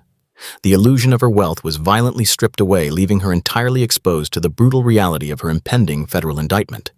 Beatrice stepped even closer, invading Chloe's personal space to deliver the final killing blow regarding the residential property. And that brings us to the matter of this 20-acre waterfront estate. Beatrice continued, her eyes scanning the gaudy floral arrangements and the imported silk pavilions that had temporarily poisoned her sanctuary. You stood on my staircase just 20 minutes ago and loudly proclaimed yourself the lady of this house. You commanded my highly paid security contractors to remove me from the physical premises, claiming I was a vagrant looking for a handout. You explicitly stated that people like me do not belong in a gated community of this magnitude. Beatrice paused, allowing the crushing reality of the situation to fully saturate Chloe's panicking brain. But the title insurance, the municipal zoning permits, and the original deed to this property are held exclusively in a blind trust that I personally established. And solely control, Beatrice whispered, the words landing with the devastating impact of a physical strike. Richard never had the legal authority to grant you residency. He never had the authority to authorize the structural modifications you made to my architecture. Therefore, you are not the lady of this house. You have absolutely no legal right to reside within these walls. You are merely a squatter in my foyer. You are a trespasser occupying a multi-million-dollar primary residence without a legally binding lease agreement or the expressed written consent of the true property owner. I am officially serving you with an immediate verbal notice of eviction under New York State real property law. Beatrice slowly raised her right hand and pointed directly at the massive vintage diamond necklace clutched in Chloe's trembling fingers. Furthermore, you are currently wearing a custom 20-carat diamond centerpiece that belongs entirely to my private collection. It was not Richard's property to gift, and it certainly does not belong around your neck. You will unclasp that necklace and place it onto the nearest silver catering tray immediately. If you attempt to leave this property wearing a single piece of my jewelry, I will personally ensure the federal investigators add felony grand larceny to your rapidly expanding list of federal indictments. Do not test my resolve on this matter, because I will track every single asset you attempt to hide. Chloe was completely broken. The loud, aggressive, and deeply prejudiced woman who had weaponized her fake privilege to humiliate an older black woman was now openly weeping on the imported marble floor. Her tears ruined her expensive custom makeup, streaking dark, heavy mascara down her flushed cheeks as she fumbled frantically with the delicate platinum clasp behind her neck. Her hands were shaking so violently that she could barely operate the intricate mechanism. The 150,000 people watching the high-definition livestream witnessed the absolute total collapse of the false queen. The digital comment section exploded with pure, unadulterated satisfaction as they watched Chloe surrender the stolen diamond. The internet audience relentlessly mocked her squatter status, creating an instantaneous viral moment out of her absolute public humiliation. She finally managed to undo the clasp, the heavy piece of jewelry slipping from her collarbone and leaving a red mark against her skin. She placed it onto a nearby silver tray with a pathetic clinking sound, completely surrendering the ultimate physical symbol of her stolen wealth. Beatrice did not even look at the diamond. She kept her cold, unyielding gaze locked onto Chloe's sobbing face, ensuring the psychological dominance was absolute and irreversible. "You will now walk out of my front doors," Beatrice commanded, her voice echoing through the silent foyer with the absolute authority of a reigning monarch reclaiming her stolen throne. "You will not pack a bag. You will not access the luxury vehicles parked in my driveway because those were purchased with my corporate dividends. You will walk down the half-mile service road in the freezing night air wearing exactly what you have on right now. You will wait at the main security gate for the federal authorities to arrive and take you into federal custody. You are officially dismissed from my property and my timeline." Chloe let out a devastated sob, entirely unable to formulate a coherent response. She turned away from the terrifying monolith of silent wealth and stumbled blindly toward the heavy mahogany doors. The massive private security contractors who had just tried to assault Beatrice now aggressively stepped aside to let the weeping squatter pass, completely abandoning their loyalty to the fraudulent regime. The wealthy private equity investors and corporate elites watched in stunned silence as the former chief executive officer of the lifestyle brand pushed the heavy doors open and disappeared into the freezing dark night exactly as she had been commanded. Beatrice Sterling stood alone in her reclaimed foyer, breathing in the quiet air, having successfully executed the most flawless and devastating corporate eviction in modern history. The heavy mahogany doors slowly swung shut, sealing the grand foyer and finalizing the absolute removal of the false queen. Richard Sterling was now completely isolated, standing on the imported Italian marble floor like a condemned prisoner waiting for the executioner to drop the blade. The synthetic confidence that had defined his entire fraudulent existence was entirely gone. His custom-tailored tuxedo hung loosely on his shaking frame, saturated with the cold sweat of profound corporate terror. He looked desperately toward the managing partners of Vanguard Apex Holdings, attempting to salvage the multi-billion-dollar merger that was rapidly disintegrating before his eyes. Richard forced a hollow, sickening laugh that echoed pitifully against the vaulted architectural ceilings. He raised his trembling hands, palms facing the wealthy private equity investors in a pathetic display of submission. He frantically attempted to gaslight the room one final time, claiming that his late wife was suffering from severe post-traumatic stress and acute psychological delusions. He pleaded with the vulture capitalists to ignore the federal asset freeze and proceed into the adjacent ballroom to sign the irrevocable asset transfer documents. He promised them a massive reduction in the purchase price, offering to liquidate the flagship commercial data centers at a catastrophic 50% market discount just to secure his offshore cash payout. But the managing partners of Vanguard Apex Holdings did not move a single muscle toward the executive ballroom. They were ruthless financial predators who understood the lethal reality of a Federal Securities and Exchange Commission investigation. They looked at Richard with absolute disgust, recognizing that the man standing before them was not a chief executive officer, but a massive, radioactive legal liability. The entire crowd of elite socialites and corporate sycophants remained completely frozen in a state of terrified silence. The high-definition smartphones recording the live broadcast remained suspended in the air, documenting every agonizing second of Richard's public destruction. The global digital audience, which had now surged past 180,000 concurrent viewers, watched eagerly as the unmovable monolith of silent wealth prepared to deliver the final killing blow. Beatrice Sterling stood perfectly still, her weathered beige canvas coat bearing the physical stains of a survival story that nobody in that luxurious room could possibly comprehend. She did not interrupt Richard's pathetic begging. She simply allowed him to exhaust his final reserves of artificial authority before she executed the ultimate systemic purge. The suffocating silence of the Hamptons estate was suddenly violently shattered by the sound of heavy tactical vehicles aggressively breaching the front gates of the property. The synchronized crunch of heavy tires on the crushed gravel driveway echoed loudly through the cold night air. Before the private security contractors could even attempt to establish a defensive perimeter, the massive mahogany double doors of the grand foyer were violently thrown open. The physical impact of the heavy wood striking the interior walls sounded like a bomb detonating inside the luxurious space. A highly coordinated team of federal agents swarmed into the imported marble foyer, moving with terrifying tactical precision. They were not local municipal police officers responding to a residential trespassing dispute. They were elite operatives from the Federal Bureau of Investigation wearing heavy Kevlar tactical vests emblazoned with bold yellow federal insignias. They carried federal warrants and projected an aura of absolute unyielding government authority. The visual contrast between the heavily armed federal agents and the terrified wealthy elite draped in custom designer silk was staggering. The agents aggressively pushed past the velvet ropes, completely ignoring the terrified gasps of the private equity investors. They formed a secure physical perimeter around the center of the foyer, entirely cutting off any potential avenue of escape for Richard Sterling. The lead federal agent, a tall, imposing man with a hardened expression, immediately locked eyes with Beatrice Sterling. He did not ask her for identification, and he did not order her to step back.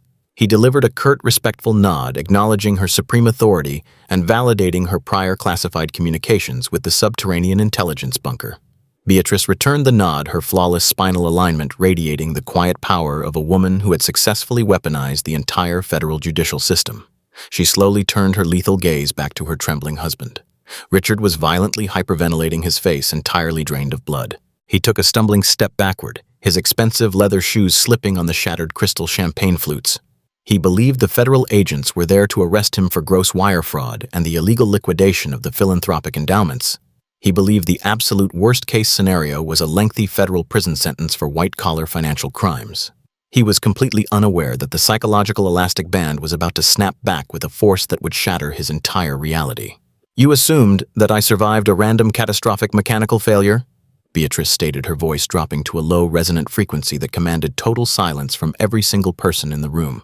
"You assumed that the aviation transponders on my custom Gulfstream aerospace jet simply malfunctioned over the remote waters of the South Pacific. You stood at my highly televised memorial service wearing a bespoke black suit and successfully convinced the global financial markets that my death was a tragic, unavoidable accident."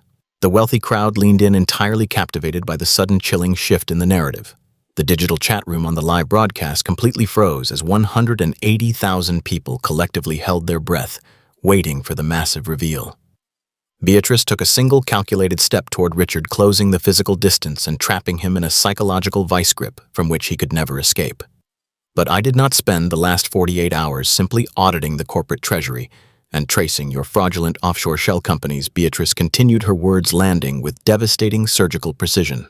"My private intelligence network, composed of former federal prosecutors and elite cybersecurity analysts, conducted a comprehensive forensic reconstruction of the aircraft maintenance logs.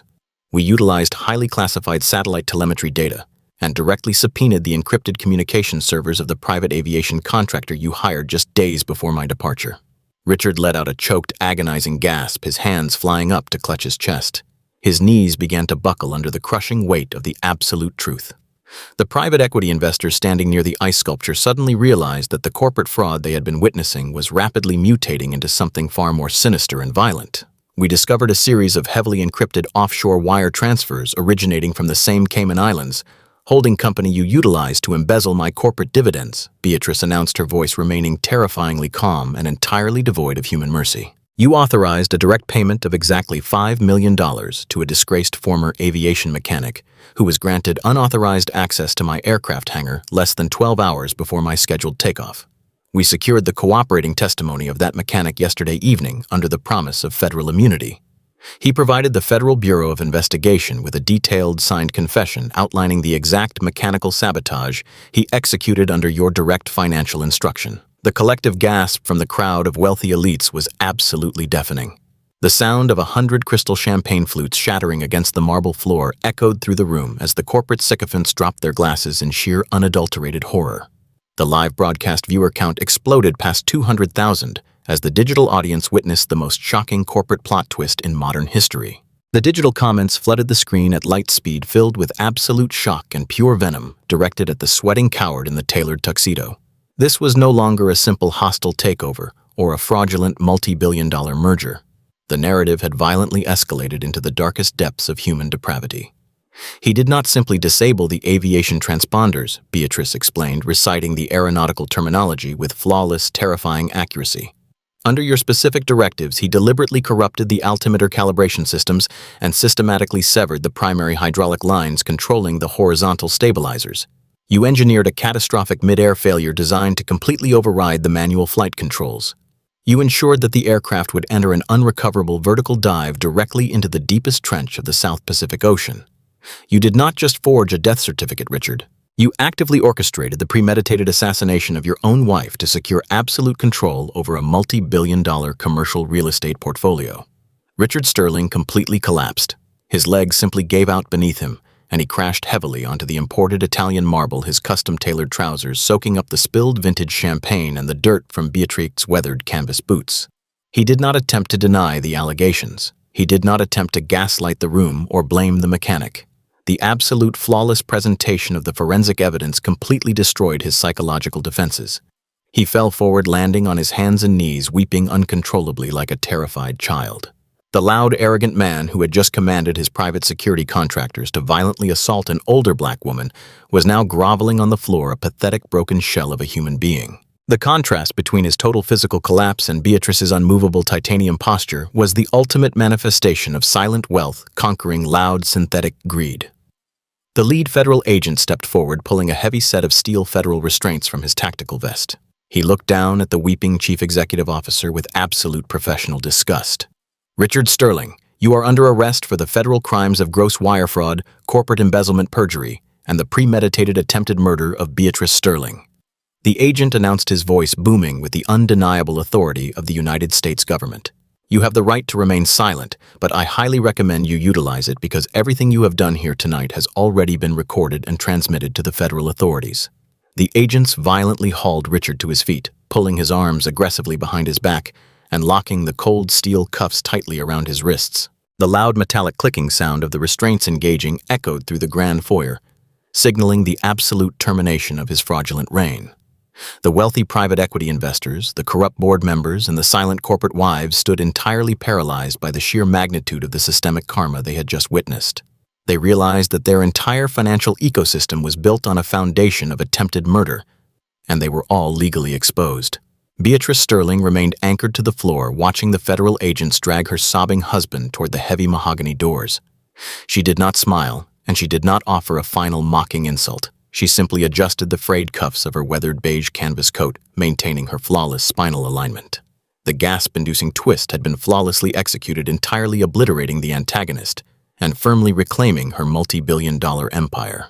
The terrifying storm of absolute justice had finally washed the poison out of her home, and the silent architect was officially ready to rebuild her legacy. The heavy steel federal restraints locked around Richard Sterling's wrists with a sharp metallic click that resonated through the vaulted mahogany foyer like the final slam of a prison door. The man who had spent the last 3 years masquerading as a brilliant chief executive officer was entirely stripped of his artificial armor. The bespoke custom-tailored tuxedo that he had worn to project unearned authority now hung off his trembling frame like a discarded rag, soaking up the spilled vintage champagne and the shattered crystal scattered across the imported Italian marble floor. He was no longer the arrogant king holding court in a stolen castle. He was a cornered, terrified corporate parasite facing the absolute destruction of his entire existence. The elite Federal Bureau of Investigation operatives maintained a severe tactical perimeter around him, their heavy Kevlar vests and hardened expressions providing a stark, violent contrast to the delicate imported orchids and the blinding light of the crystal chandeliers. Richard dropped violently to his knees, his expensive leather shoes slipping on the wet marble. The physical collapse was a direct manifestation of his psychological obliteration. He looked up at Beatrice Sterling, the brilliant older black woman he had tried to bury at the bottom of the South Pacific Ocean. He expected to see rage or vindictive fury in her eyes, but he found absolutely nothing. Her face was a terrifying mask of absolute zero temperature, radiating the unyielding gravity of a multi-billion-dollar titan who had already calculated his exact appreciation value. The complete lack of human emotion in her gaze finally broke the last remaining shard of his sanity. He began to beg. He did not beg with the calculated precision of a corporate negotiator, but with the pathetic, desperate sobbing of a coward facing decades in a maximum security federal penitentiary. Beatrice, please, you have to tell the federal agents to release these restraints, Richard pleaded, his voice cracking into a high-pitched hysterical whine that echoed pathetically across the grand foyer. You know I have a documented cardiovascular condition. My heart cannot withstand the physiological stress of a federal indictment and a highly publicized criminal trial. I will not survive the intake process at a federal holding facility. Please, Beatrice. We built this holding company together. I made a catastrophic misjudgment, but I was grieving. I was completely out of my mind with grief when the aviation authorities told me your private jet went down. You cannot let them lock me in a cage. I am the chief executive officer of a publicly traded enterprise, and my incarceration will cause a massive panic in the global financial markets. The sheer audacity of his weaponized victimhood sent a visible wave of disgust rippling through the crowd of wealthy private equity investors and corporate sycophants. Richard was actively attempting to utilize his high blood pressure and his fabricated grief as a legal shield against a premeditated attempted murder charge. He was begging for mercy from the very woman whose hydraulic flight controls he had paid a disgraced aviation mechanic $5 million to sever. The digital audience watching the global live broadcast, which had now surged past 250,000 concurrent viewers, erupted into a digital frenzy of absolute mockery. The internet commentators ruthlessly dissected his pathetic health excuses, pointing out that his cardiovascular system seemed perfectly capable of handling the stress of embezzling $75 million into offshore Cayman Islands shell companies. Beatrice Sterling remained anchored to the floor, acting as an impenetrable titanium fortress of silent wealth. She did not lean down to his physical level.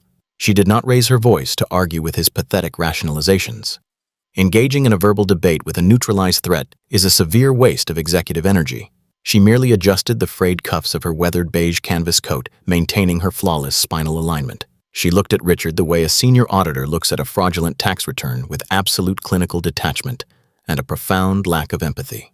She was actively calculating the exact legal trajectory of his criminal prosecution, ensuring that his medical records would be subpoenaed by the federal prosecutors to prove his health conditions were entirely fabricated to secure early judicial leniency. Before Richard could formulate another pathetic excuse, the heavy mahogany doors leading to the exterior portico swung open again and Chloe stumbled back into the grand foyer. The freezing Hamptons night air had violently sobered the former junior marketing assistant. She had realized with terrifying clarity that walking down the half-mile service road meant walking entirely away from the stolen millions and directly into the waiting arms of federal investigators. The bespoke crimson silk gown she wore was now shivering against her skin. She saw Richard kneeling on the floor in federal restraints, weeping uncontrollably, and she instantly recognized that the fraudulent regime was permanently destroyed. Her shallow survival instincts activated, overriding any remaining loyalty she possessed for the man who had funded her fake lifestyle brand. Chloe scrambled across the imported marble floor, desperately avoiding the shattered glass, and threw herself onto her knees just a few feet away from Richard. She did not look at her husband. She turned her tear-streaked, heavily contoured face entirely toward Beatrice, raising her trembling manicured hands in a desperate, pleading gesture. She was ready to execute the ultimate corporate betrayal to save her own skin. You have to believe me, Beatrice. I had absolutely no idea about the aviation mechanic or the corrupted flight altimeters. Chloe sobbed hysterically, her voice echoing with pure, selfish terror. Richard manipulated me. He gaslit me into signing those corporate operating agreements and the offshore wire transfers. I am just a junior marketing assistant. I do not even know how to read a consolidated balance sheet or calculate a quarterly dividend payout. He told me the money for the lifestyle brand came from a legitimate venture capital seed round. He forced me to wear your vintage diamond necklace to project corporate stability to the private equity investors. I am a victim of his severe financial and emotional abuse. You cannot let the federal authorities seize my personal assets, Beatrice. Please let me keep the wardrobe and the Manhattan commercial lease. I will testify against him in federal court. I will give the Securities and Exchange Commission everything they need to secure a maximum prison sentence. I will completely destroy him if you just let me walk away. Richard whipped his head around, staring at his new wife with an expression of absolute horrified disbelief. The fragile alliance, built entirely on stolen equity and artificial privilege, had completely violently imploded the exact moment it was exposed to the crushing pressure of federal law. You treacherous little parasite, Richard screamed, spitting the words at Chloe as he struggled uselessly against the heavy steel restraints digging into his wrists. You spent $30 million of the embezzled corporate treasury in 6 months. You demanded the private jet for your ridiculous Milan shopping trips. You are entirely complicit in the wire fraud syndicate. Chloe shrieked and lunged away from him, crawling backward on the sticky marble floor. She continued to weep loudly, begging Beatrice to recognize her fabricated victimhood and spare her from the impending asset forfeiture protocols. The grand foyer had transformed into a grotesque theatrical display of cowardice and betrayal. The two loud, arrogant antagonists who had previously demanded the violent ejection of an impoverished older black woman were now writhing on the floor, tearing each other apart like desperate scavengers fighting over the scraps of a poisoned carcass. The wealthy elites in the room watched the absolute destruction of the fake king and queen, completely paralyzed by the sheer magnitude of the systemic karma unfolding before their eyes. Beatrice Sterling absorbed the chaotic symphony of their useless begging without a single flinch. The contrast between their loud, hysterical pleading and her terrifying silent power was the ultimate cinematic climax. She did not offer Chloe a plea deal. She did not offer Richard a sympathetic nod regarding his fabricated heart condition. A true billionaire architect does not negotiate with the vermin infesting the foundation of her empire. She simply dismisses the exterminators to complete the systemic purge. Beatrice slowly, deliberately stepped entirely around the weeping couple. She treated them not as human beings, but as minor logistical obstacles resting on her imported Italian marble floor. She moved with the fluid, graceful precision of a woman who had survived the absolute edge of the earth and was now entirely focused on reclaiming her global enterprise. She walked directly past the heavily armed federal agents, completely ignoring the pathetic sobs echoing behind her. She shifted her lethal, unyielding focus away from the neutralized antagonists and locked her eyes directly onto the terrified managing partners of Vanguard Apex Holdings and the corrupt members of her own board of directors standing near the grand staircase. The immediate criminal threats were currently kneeling in federal restraints, but the systemic corporate infection still remained in the room. The true payoff was not simply punishing the man who sabotaged her aircraft. The true payoff was the absolute eradication of every single corporate sycophant who had allowed the betrayal to occur. Beatrice Sterling stood tall in her weathered canvas coat, breathing in the heavy perfumed air, preparing to deliver a boardroom massacre that would permanently rewrite the laws of corporate governance on Wall Street. The tactical operatives from the Federal Bureau of Investigation violently hoisted Richard Sterling to his feet. His custom Italian leather shoes scraped uselessly against the imported marble floor, leaving desperate scuff marks across the shattered crystal. The heavy steel federal restraints locked securely around his wrists forced his shoulders into a humiliating, submissive posture. He was no longer the arrogant chief executive officer dictating multi-billion-dollar mergers. He was a neutralized federal asset, stripped of all corporate leverage and physical autonomy. As the agents dragged him toward the heavy mahogany double doors, the crowd of elite private equity investors and wealthy socialites parted like the Red Sea. These were the exact same sycophants who had cheered for his hostile takeover just 30 minutes prior. Now they averted their eyes, physically recoiling from him as if his impending federal indictment were a highly contagious pathogen. The flashing red and blue strobe lights from the armored federal transport vehicles parked on the crushed gravel driveway pierced through the vaulted windows, casting harsh alternating shadows across Richard's sweating, terrified face. The public perp walk had officially commenced. He stumbled over the threshold, his bespoke tuxedo absorbing the freezing night air as he was aggressively guided toward the rear holding compartment of the tactical transport. There were no press photographers present to document his fall from grace. He was denied the dignity of a highly publicized corporate scandal. He was simply being thrown into the dark exactly where he belonged. Chloe was the next casualty of the systemic purge. The federal operatives did not even bother placing her in steel restraints, deeming her a secondary low-level accomplice entirely unworthy of their tactical resources.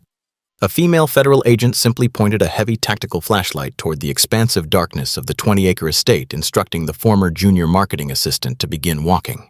Chloe clutched her bare arms, shivering violently in her bespoke crimson silk gown. The skin around her collarbone was completely exposed and raw, physically missing the massive 20-carat vintage diamond necklace she had been forced to surrender to the silver catering tray.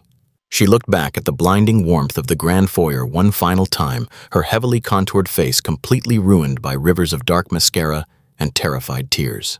She opened her mouth to beg the wealthy corporate wives for a simple wool coat or a ride to the local transit station, but the women turned their backs to her in absolute unison. The artificial solidarity of high society had entirely evaporated. Chloe was forced to step off the grand portico and onto the unforgiving gravel. The sharp stones pierced through the thin soles of her designer heels with every pathetic step she took down the half-mile service road. She was walking directly toward the heavily fortified perimeter gates, where a secondary unit of federal agents waited to officially process her for criminal conspiracy and gross wire fraud. While the physical ejection was agonizingly slow, the digital execution was happening at the speed of light. The young Generation Z socialite standing near the melting imported ice sculpture had maintained a perfectly steady hand throughout the entire federal raid. Her high-definition smartphone was currently broadcasting the catastrophic collapse of the fraudulent regime to an unprecedented global audience. The concurrent viewer count on the live stream violently surged past 300,000 users, crashing multiple regional proxy servers under the massive bandwidth load. The internet was delivering a ruthless, instantaneous verdict that no appellate court could ever reverse.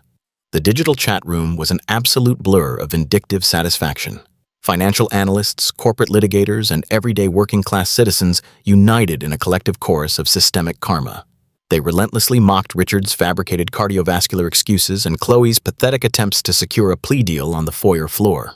Users began deploying automated software scripts to permanently archive the video footage, ensuring that the humiliated faces of the corporate parasites would be forever etched into the permanent digital ledger. The internet audience celebrated the unmovable titanium posture of the brilliant older black woman who had utilized federal statutes to completely annihilate her abusers. The livestream effect had successfully weaponized global public opinion, transforming a private Hamptons dispute into a monumental masterclass in silent wealth and absolute corporate justice. The heavy mahogany double doors finally slammed shut behind the federal transport vehicles, completely sealing the freezing night air outside. The deafening roar of the heavy tactical engines slowly faded down the winding driveway, taking the rotting core of the corporate infection away forever. Inside the vaulted architectural space, the atmospheric pressure remained incredibly heavy. Beatrice Sterling stood entirely alone in the center of the grand foyer, her weathered beige canvas coat still carrying the hardened mud of the South Pacific. She possessed the absolute stillness of a conquering general who had just watched the opposing army surrender without suffering a single casualty. She did not raise her hands in victory. She did not offer a self-righteous speech to the trembling crowd. She simply stood there, radiating a terrifying gravitational pull that forced every single person in the room to acknowledge her supreme, unyielding authority. The contrast was physically overwhelming. The wealthy private equity investors and the corrupt members of her own board of directors were sweating through their expensive silk garments, clutching their crystal glasses in sheer, unadulterated terror. They had just witnessed a man lose his multi-billion-dollar empire, his freedom, and his new wife in less than 15 minutes, simply because he underestimated the quiet power of the woman he tried to erase. The antagonist had been publicly broken and discarded, but the corporate purge was far from over. Beatrice slowly rotated her shoulders completely, resetting her impeccable spinal alignment as she prepared to turn her lethal attention toward the complicit sycophants who were still trespassing in her home. The heavy mahogany double doors of the grand foyer had sealed the fate of the fraudulent regime, but the systemic infection within the holding company remained entirely untreated. Beatrice Sterling slowly turned her back on the freezing night air and shifted her lethal focus toward the adjacent executive ballroom. The opulent architectural space was originally designed to host international trade negotiations and celebrate multi-billion-dollar corporate acquisitions. Tonight, it had been transformed into a highly decorated slaughterhouse where predatory vulture capitalists planned to carve up her life work. As Beatrice stepped over the threshold, the collective breathing of the wealthy elite guests seemed to stop entirely. The sea of custom-tailored silk gowns and bespoke imported tuxedos violently parted, granting her a wide, unobstructed path toward the main stage.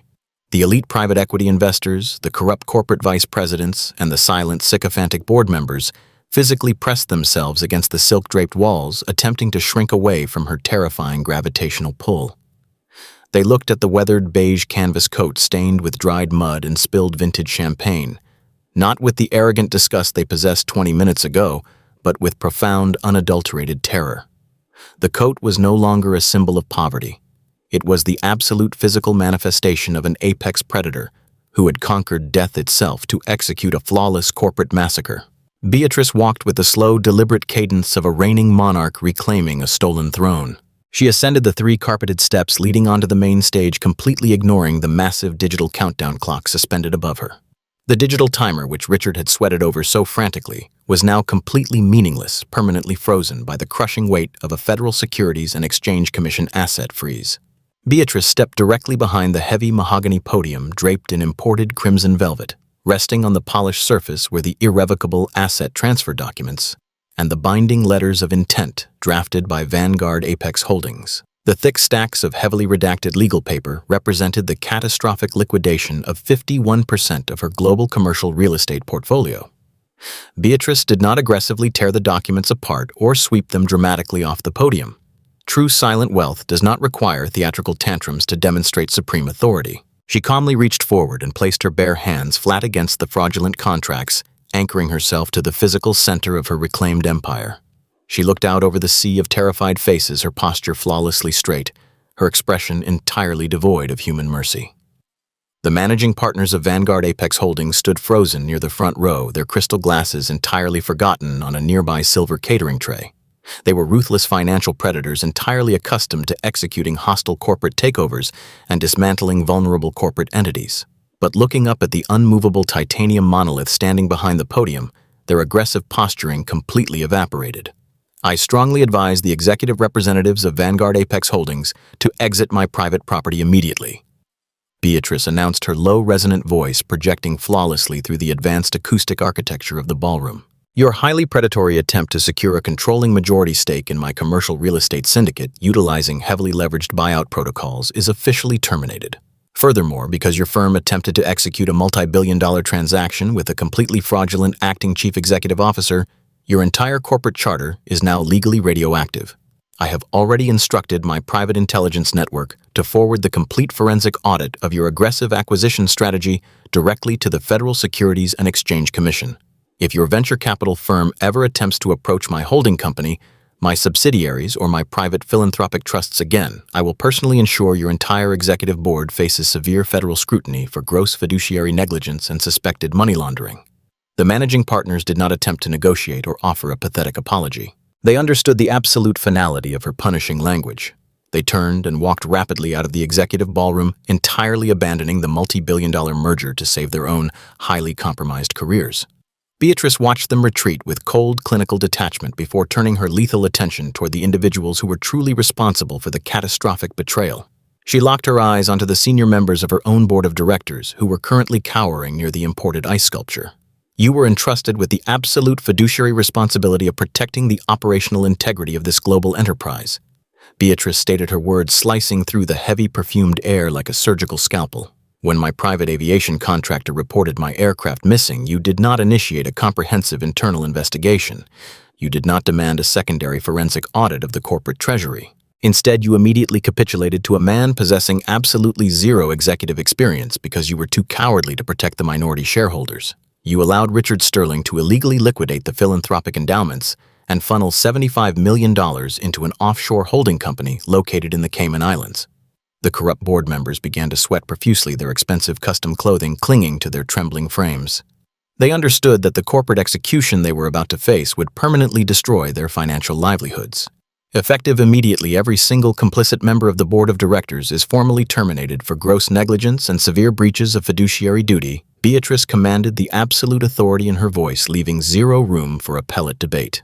Your executive severance packages are entirely revoked. Your vested stock options are permanently canceled under the gross misconduct clauses embedded within your original employment contracts. You will receive absolutely zero financial compensation for your tenure at this holding company. My elite legal treasury is currently preparing a massive civil litigation suite against every single one of you. I will personally pursue the total liquidation of your private assets, your residential properties, and your offshore investment portfolios to recover every single cent you allowed Richard to embezzle. You will never sit on another corporate board in this country. You are officially erased from the financial sector. The absolute destruction of the complicit corporate leadership was met with a suffocating, terrified silence. The board members lowered their heads, entirely broken by the sheer magnitude of the systemic purge. But Beatrice Sterling was not simply interested in punishing the arrogant parasites who had infested her empire. She was a master architect, and true architects do not simply demolish corrupt structures, they rebuild them with impenetrable foundations. The global live broadcast viewer count had now stabilized at an unprecedented 350,000 concurrent users. The digital audience watched eagerly as the unmovable titanium protagonist prepared to deliver the ultimate systemic change, elevating the narrative from a simple corporate revenge story into a monumental crusade for absolute social justice. The $75 million in embezzled corporate capital currently being recovered from the Cayman Islands shell companies will not be returned to the primary operating budget, Beatrice announced, her voice softening slightly but retaining its unyielding gravitational pull. The catastrophic betrayal I experienced over the last 3 years has provided me with absolute clarity regarding the severe systemic vulnerabilities embedded within our current legal framework. Predatory financial abuse executed through the weaponization of the federal probate courts and the manipulation of marital asset distribution is a silent epidemic. I survived because I possessed the raw intellectual capital and the limitless financial resources required to execute a flawless corporate reclamation. Millions of older women facing predatory divorces, aggressive financial disenfranchisement, and corporate theft do not possess those same resources. They are systematically silenced, bullied, and erased by weak, arrogant men who utilize expensive legal representation to enforce their unearned privilege. Beatrice stepped out from behind the mahogany podium, fully exposing the weathered beige canvas coat to the blinding lights of the crystal chandeliers. She wore the dirt and the fraying threads like a magnificent suit of titanium armor, perfectly contrasting the shallow, artificial luxury surrounding her. Effective tomorrow morning, I am establishing a massive, irrevocable trust, fully capitalized by the recovered offshore funds, Beatrice stated, delivering the ultimate gasp, inducing philanthropic verdict. This completely independent legal entity will be explicitly dedicated to providing elite pro bono legal representation, forensic accounting services, and private intelligence resources to older women who are currently facing severe financial abuse and predatory corporate divorces. The trust will actively target and systematically dismantle the corrupt probate attorneys, the compromised maritime judges, and the predatory financial advisors who facilitate these catastrophic betrayals. We will entirely rewrite the operational landscape of federal family law. We will ensure that the legal protections traditionally reserved for multi-billion-dollar commercial syndicates are immediately deployed to protect the most vulnerable targets of domestic financial terrorism. The sheer monumental scale of the systemic karma caused a visible shockwave to ripple through the digital chat rooms. The internet audience erupted into an absolute frenzy of validation and profound emotional support. The live broadcast captured the exact moment Beatrice Sterling transformed her personal tragedy into a permanent, impenetrable shield for countless undocumented victims. She was not just firing the corrupt board members, she was actively changing the fundamental structure of the American legal system. The terrified sycophants standing in the executive ballroom remained completely silent, entirely overshadowed by the massive philanthropic legacy being constructed right in front of them. Beatrice surveyed the opulent room. One final time, her cold, calculating eyes memorizing the broken faces of the people who had tried to steal her empire. The corporate boardroom had been flawlessly purged, the hostile private equity investors had been banished, and the multi-billion-dollar enterprise was finally secure. Beatrice Sterling stood perfectly still, breathing in the quiet air of her absolute undisputed victory, entirely ready to rebuild the world on her own uncompromising terms. The grand foyer of the Hamptons estate was finally empty. The blinding lights of the crystal chandeliers reflected off the imported Italian marble, but the chaotic symphony of artificial privilege had been completely silenced. The federal tactical transport vehicles had vanished down the winding, crushed gravel driveway, taking the architect of the ultimate betrayal into the darkest depths of the federal penal system. The wealthy private equity investors, the corrupt corporate vice presidents, and the cowardly board members had all fled the property in absolute terror, leaving behind half-empty crystal champagne flutes and shattered illusions of power. Beatrice Sterling stood alone in the center of the vaulted architectural space. She did not immediately summon the domestic staff to clean the spilled vintage champagne or sweep up the broken glassware. She allowed the physical wreckage to remain on the floor for a few moments longer, acting as a temporary monument to the catastrophic failure of loud money and unearned arrogance. She slowly walked toward the massive floor-to-ceiling windows facing the dark expanse of the Atlantic Ocean. The freezing night air pressed against the reinforced glass, but inside the estate the atmospheric pressure had finally stabilized. Beatrice reached up and slowly unbuttoned the collar of her weathered beige canvas coat. The heavy fabric had shielded her from the brutal elements of the South Pacific and the toxic gaslighting of the corporate elites. She did not take it off. She wore it as a badge of absolute unyielding resilience. The contrast between the woman standing by the window and the man currently sitting in a federal holding cell was the fundamental difference between titanium and cheap plastic. Richard Sterling had possessed the custom-tailored tuxedo the offshore Cayman Islands shell companies and the fraudulent title of chief executive officer. He had utilized every available mechanism of systemic privilege to execute a hostile takeover of her life. But when the artificial armor was stripped away by the crushing weight of federal law, he immediately collapsed onto the floor, weeping and begging for mercy. Chloe had possessed the bespoke crimson silk gown, the highly publicized lifestyle brand, and the stolen 20-carat vintage diamond necklace. But when the federal asset forfeiture protocols were activated, she instantly betrayed her husband and crawled on her hands and knees to save herself. They were hollow vessels entirely consumed by greed and profound insecurity. Beatrice possessed silent wealth. She possessed the raw intellectual capital required to build a multinational commercial real estate syndicate from the ground up. She possessed the psychological fortitude to survive 1,095 days of brutal isolation. She possessed the lethal precision necessary to orchestrate a flawless corporate execution without ever raising her voice. As the first light of dawn began to break over the eastern horizon, illuminating the manicured southern lawns, the physical reality of her victory was already rewriting the global financial markets. The irrevocable asset transfer documents drafted by Vanguard Apex Holdings were currently being shredded by her elite legal treasury. The $75 million in embezzled corporate capital was actively being repatriated from the offshore holding companies by federal forensic accountants.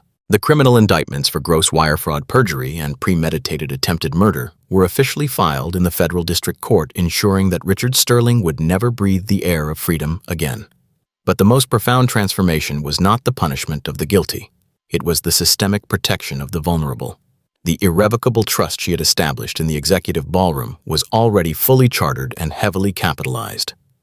A specialized team of ruthless corporate litigators and private intelligence operatives was currently being assembled in Manhattan. Their exclusive mandate was to actively hunt down and legally annihilate the predatory probate attorneys, the compromised maritime judges, and the financial abusers who targeted older women. Beatrice had not just reclaimed her multi-billion-dollar empire. She had successfully weaponized her massive corporate infrastructure to permanently alter the operational landscape of federal family law. She had transformed her personal tragedy into an impenetrable systemic shield. True power does not need to scream to be heard. It does not need to wear heavily branded designer clothing or surround itself with sycophantic followers to prove its worth. True power just needs to survive, to adapt, and to strike with absolute devastating precision when the time is exactly right. Beatrice Sterling looked out over her reclaimed property, watching the morning sun reflect off the turbulent waters of the ocean. She had walked through the valley of the shadow of corporate death, and she had returned not as a survivor, but as an absolute conqueror. The architectural foundation of her legacy was finally purged of the parasites, and the future of the Sterling global enterprise was completely secure. Have you ever had to fight back against a corrupt system or a deeply arrogant person who tried to systematically erase your worth? Have you ever built an entire life with your own blood, sweat, and relentless labor, only to have someone who did not lay a single brick attempt to push you out of your own kingdom? Have you ever been judged, underestimated, and openly mocked by people who mistake your quiet dignity for weakness? Society constantly tells older black women to shrink themselves, to remain silent in the face of blatant microaggressions, and to gracefully accept the crumbs falling from the tables of the privileged elite. But you are not built to shrink, and you are certainly not built to break. You are constructed from the exact same unyielding titanium as Beatrice Sterling. You possess the same silent power, the same brilliant strategic mind, and the same capacity to completely rewrite the rules of the game when you are pushed to the absolute breaking point. We know that the most devastating corporate karma does not come from screaming matches or physical altercations. It comes from the cold, calculating application of undeniable leverage. It comes from knowing exactly who you are and absolutely refusing to let anyone else dictate your value. I want you to take a moment and reflect on your own journey of survival and ultimate triumph. Share your story of resilience in the comments section below. Tell us about the exact moment you stretched the psychological elastic band to its absolute limit and snapped it back against the people who severely underestimated your intelligence and your power. Your testimony is not just a comment, it is a vital piece of a much larger digital ledger documenting the undeniable strength of women who refuse to be erased.